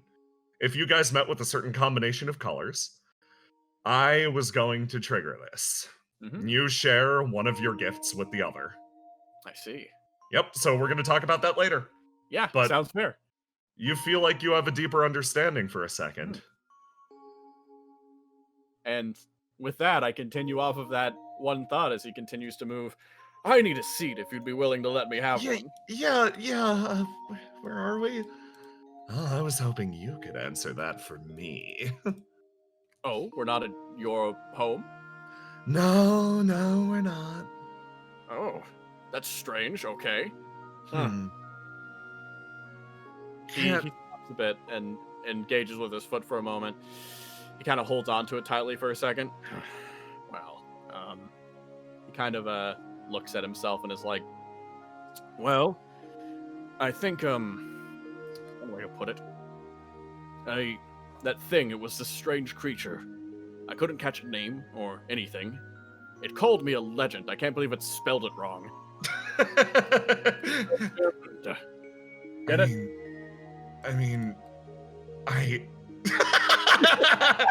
The Silver God just looks over at you. You're doing great, buddy. I know I am. He kind of stops and toys with his foot for a moment. But no, I, to some degree, understood it. Not in comprehension, but in feeling. After all, it all comes from here, doesn't it? He kind of pokes a thumb into his heart. Sasha nods. She seems really worried about you, honestly. She keeps poking her head over. Did you get hurt because you were protecting me? No, I got hurt because that thing's fast and scary and stronger. Well, but strength doesn't mean Wow. everything. Something that's After all. even faster and scarier and stronger than you? He kind of stops a bit. Temporarily, it got the drop on me. Not Hard clever, unlike hard me. to imagine. I'm sure the next bit you're going to say is not ruggedly handsome, correct? Well, it really lacked any sort of handsome features, so I suppose you're correct. Thank you for finding me so ruggedly handsome. I see you have good eyes. Thumbs up. By the way, if you want to use it, points over. Hot spring over there. Oh, yeah. He kind of stops a bit and turns. Awesome. Hey, you said this was... Wait, but... He kind of thinks. I've But been you said here- you don't know where we are. I don't. I've just been here for a little bit. Yeah. Can you elaborate on that a bit more? She sort of When did you first get here? about an hour ago. It was You gotta turn... they stop and think. It's right as the sun was setting. He stops. Wait, you... Okay. An hour ago you got here. All right. Yeah. And do you remember how you got here an hour ago? Yeah, I climbed back into my spring and then here. Ah, I see. Okay. I don't see. I'm gonna take a hot spring bath. real quick. You come back fully rejuvenated. I Takes think like I've got it. He sits back down. To some degree, we all seem to have wandered into this spot. And beyond that, even the way this island holds us still is quite mysterious.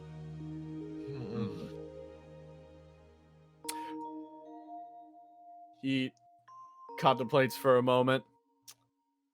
Bet it's that bastard keeping me here, though. Probably broke my ship. Did you get into a fight with a wispy sea monster? Was that controlling the storms? I have no idea, but I owe him one now, so I might as well go beat him up and see if it works. Oh, that sounds like fun. If you do it, let me. Actually, You want to yeah. come? Yeah, I want to be there. All right, I think Um, you can once we do that, but Silver God activates one of their gifts. Impress Mhm. me. Here's the way impress me works. Uh, Once per session, while wielding an item created by the Silver God, or while under direct observation by them, she may choose to convert your role into a clash. On a success, note down the succeeding character's name and choose one of the following when you encounter them next. Offer to upgrade their weapon for free, bypassing even specific material component requirements. Offer to create them a brand new weapon on the spot, or create a gift for them using your experience. Ooh. They activate Impress Me on you. So the next time you encounter that person, the Silver God will not only be there, they will forcibly change one of your die rolls into a clash. Nice. They just watch you with these fucking cool red eyes.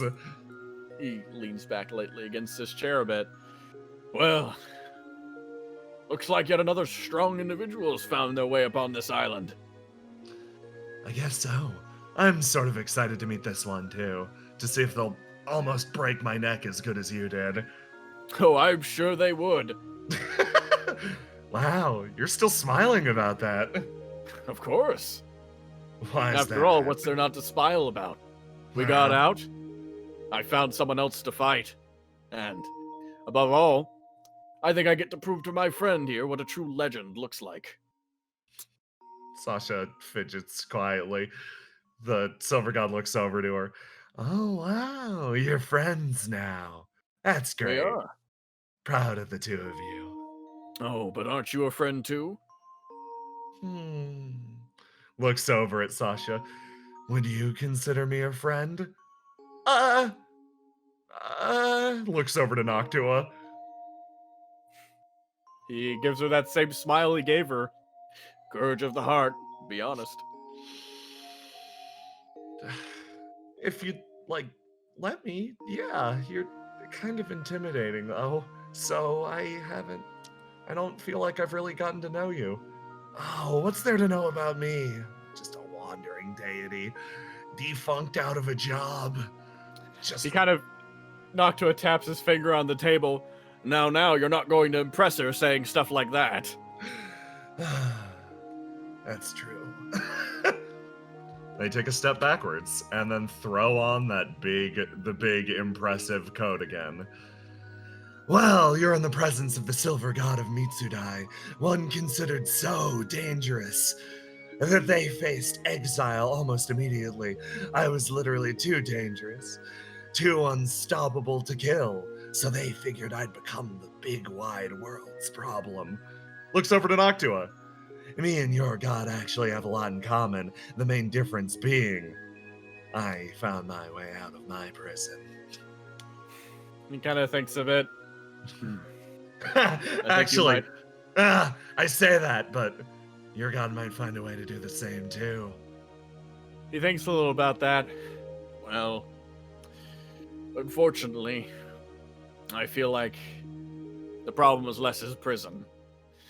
After all, you felt good to leave Mitsudai. I doubt that man would ever be able to go anywhere without Raoji on his back.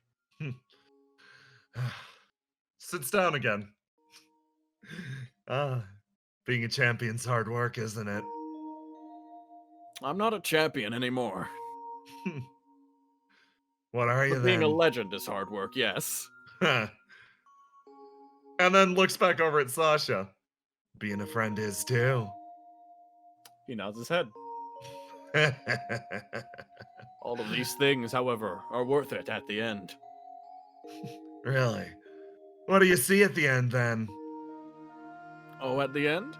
Yeah, once your mortal life flashes by. He kind of thinks a little bit about that. He actually thinks pretty deeply about that one a bit. Well,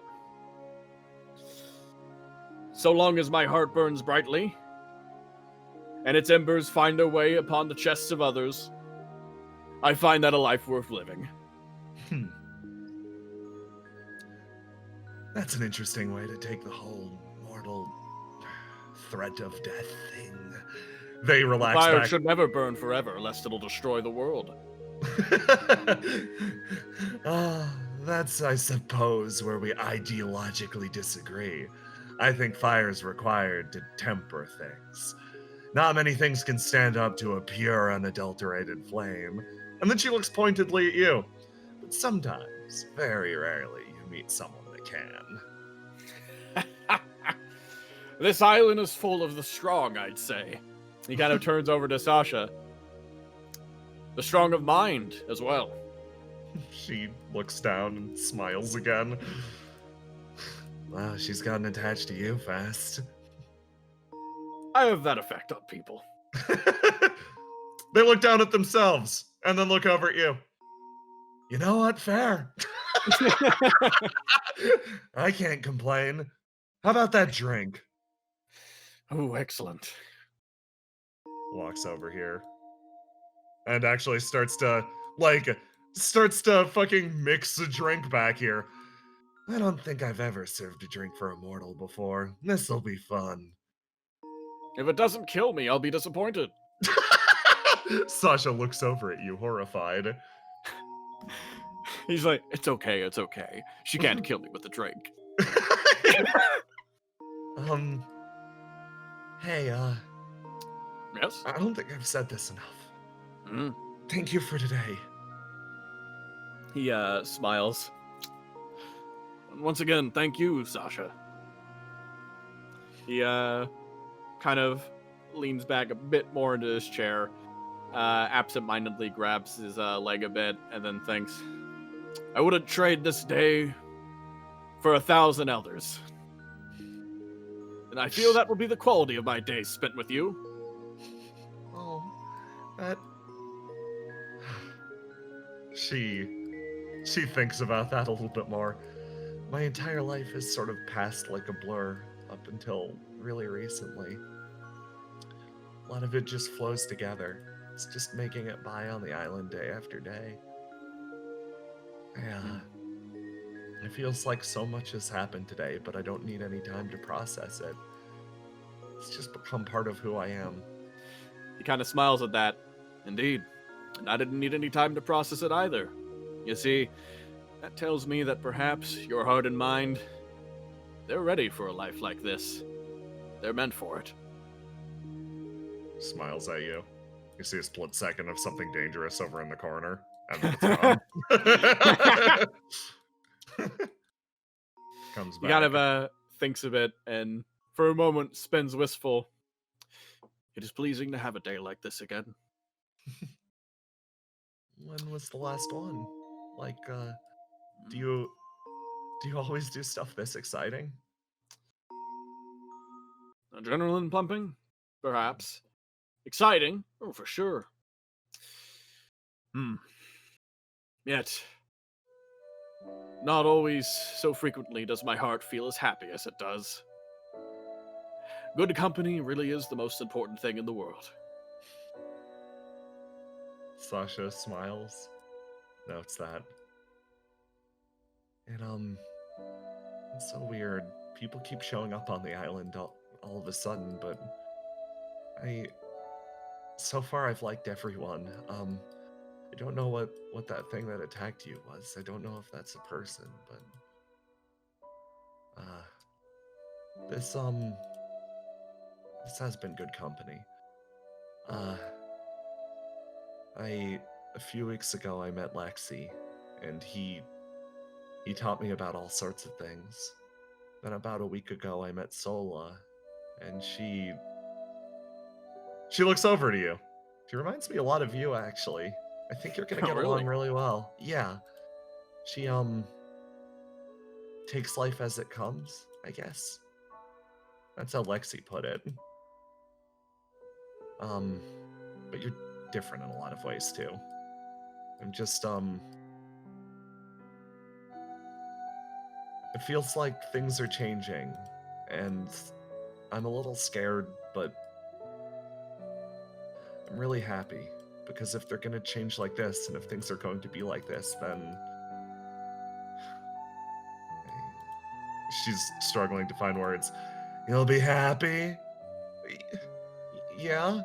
You'll stop crying? Silver God sits back in the chair. I only cry sometimes. Good. That's an important part of, I don't know, the whole human thing. Noctua nods his head. Sort of stops kicking back. I'll admit, you're plenty strong for having survived here up to this point. This island's weird and is capable of entrapping someone like me in a place like this. So, you gotta be pretty tough to survive. Sasha looks over to them, then looks over to Noctua. Are they trying to compliment me? He kind of leans over. I think so. Looks back. Thank you. Don't mention it. Sits back in the chair again. Seriously, I am curious though. If anyone here is going to solve this island's mystery, exactly what's going on here, I'd love it if it were you, she says, looking over at Sasha. Me? Yeah, Indeed. there's some sort of poetic justice to that. Then she stops and... Oh yeah, you go. Noctua speaks up as well. Absolutely. I find, Sasha, that perhaps you will be the hero of this story. I didn't rip any dragons in half or anything. Wait, hold on, what? He just he brings his head down a bit and laughs, just like, oh boy, here we go. This is gonna be good. Yeah, you're gonna need to give me that drink first if you want to hear that. Yeah, she slides the drink over. It's burning slightly. He downs it immediately. A roll to die? Give me a roll to die. Okay. I'm still locked out, so I expected this. Take 10 damage. All right, I take 10 damage. Ooh, I'm at 12 health, or 14 health. No, you went back to full thanks to the oh, hot okay. spring. Okay. Yeah, you're fine. You're Health, fine. then. Yeah. Oh. He leans back on his chair. Oh.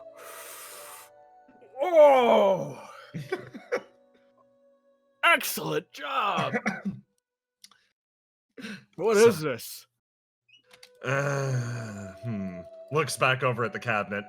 It's honestly some liquor I've been holding on to since Mitsurai. It's been spending a long time cooking, so... Well, he takes a drink. Pretty strong. He takes a drink and then offers up the cup up to her. Oh yeah, they'll take it back. They'll down that shit. Same expression, just watching you the entire time. And then... No, they don't get to do that. They gotta fucking earn this. They don't earn this. Okay, so current expression on Silver God's face. Same, just slight smile watching you the entire time. Liquor to mouth. Starts to drink, and then just for a second you see it.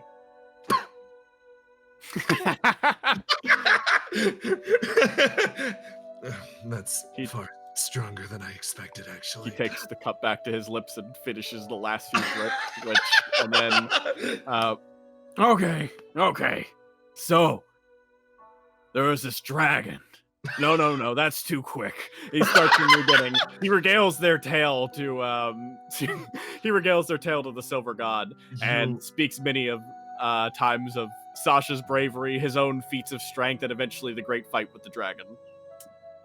You start to narrate away the day's events, already, word by word, it sounding like the beginnings of a legend. And with that, we will call it good goddamn session. Good work. Fantastic. That was great. Well, we'll call it there. So, that is the very first session of Echoing Bonds. I hope you had a good time.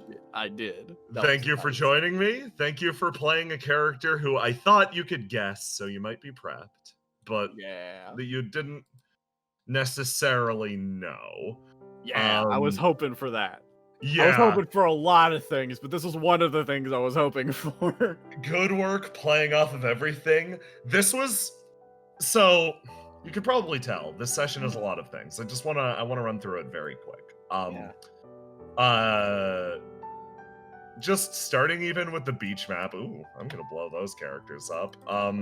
Starting even with the beach All right, map. I didn't even see them. I was looking away Perfect. from the screen. Hell yeah. It's not the biggest spoiler in the world, but yeah, you starting with this map, moving upwards, you'll notice some basic similarities to a few things that we've actually done in the past. This entire thing is beat for beat meant to be a lot of different things. It's supposed to be a love letter to 13th God, but it's also supposed to be a love letter specifically to early thrilling intent. This is framed and shaped. Yeah, it's framed and shaped almost the aspects that I'm putting into this after the Shrouded Isles, which is, in my opinion, where Thrilling Intent started being Thrilling Intent. This time, factoring in characters and people that I didn't know at the time that can make the story that much better. Everything's just a little bit different, and I can tell you now everything's a whole lot better as a result of it. I wanted to interweave that with the various Raujin aspects that I'd learned, rely on you as a player, rely on J-Man's own unique blend of spice that I knew he would bring to the table, using this new system that I love and treasure so fucking much. And I wanted it to feel like both a classic but something that was entirely new. And thanks to you, I think we've accomplished that already with the first session. So thank you for taking part in this. Wilting Vows was really something that you gave to me because it was something that you saw my hard work and you created something that only you could create for me. This is something that only we could create, that I am ideally sharing with you and sharing with J-Man. So this is my return fire. Ain't quite the same, but it's something. That's fine, because it's really cool. I did get those vibes very much. I got that feeling. Everything you felt like you were trying to accomplish that really just kind of came through when I was playing it. Excellent. That's good to know. And like, I think this aspect of this being a legend that you're playing out works for that. And you are clearly leaving things for the future. You're setting them up, and who knows how they'll pay off in 450 years. So thank you for joining me. Thank you for running this. This is fantastic.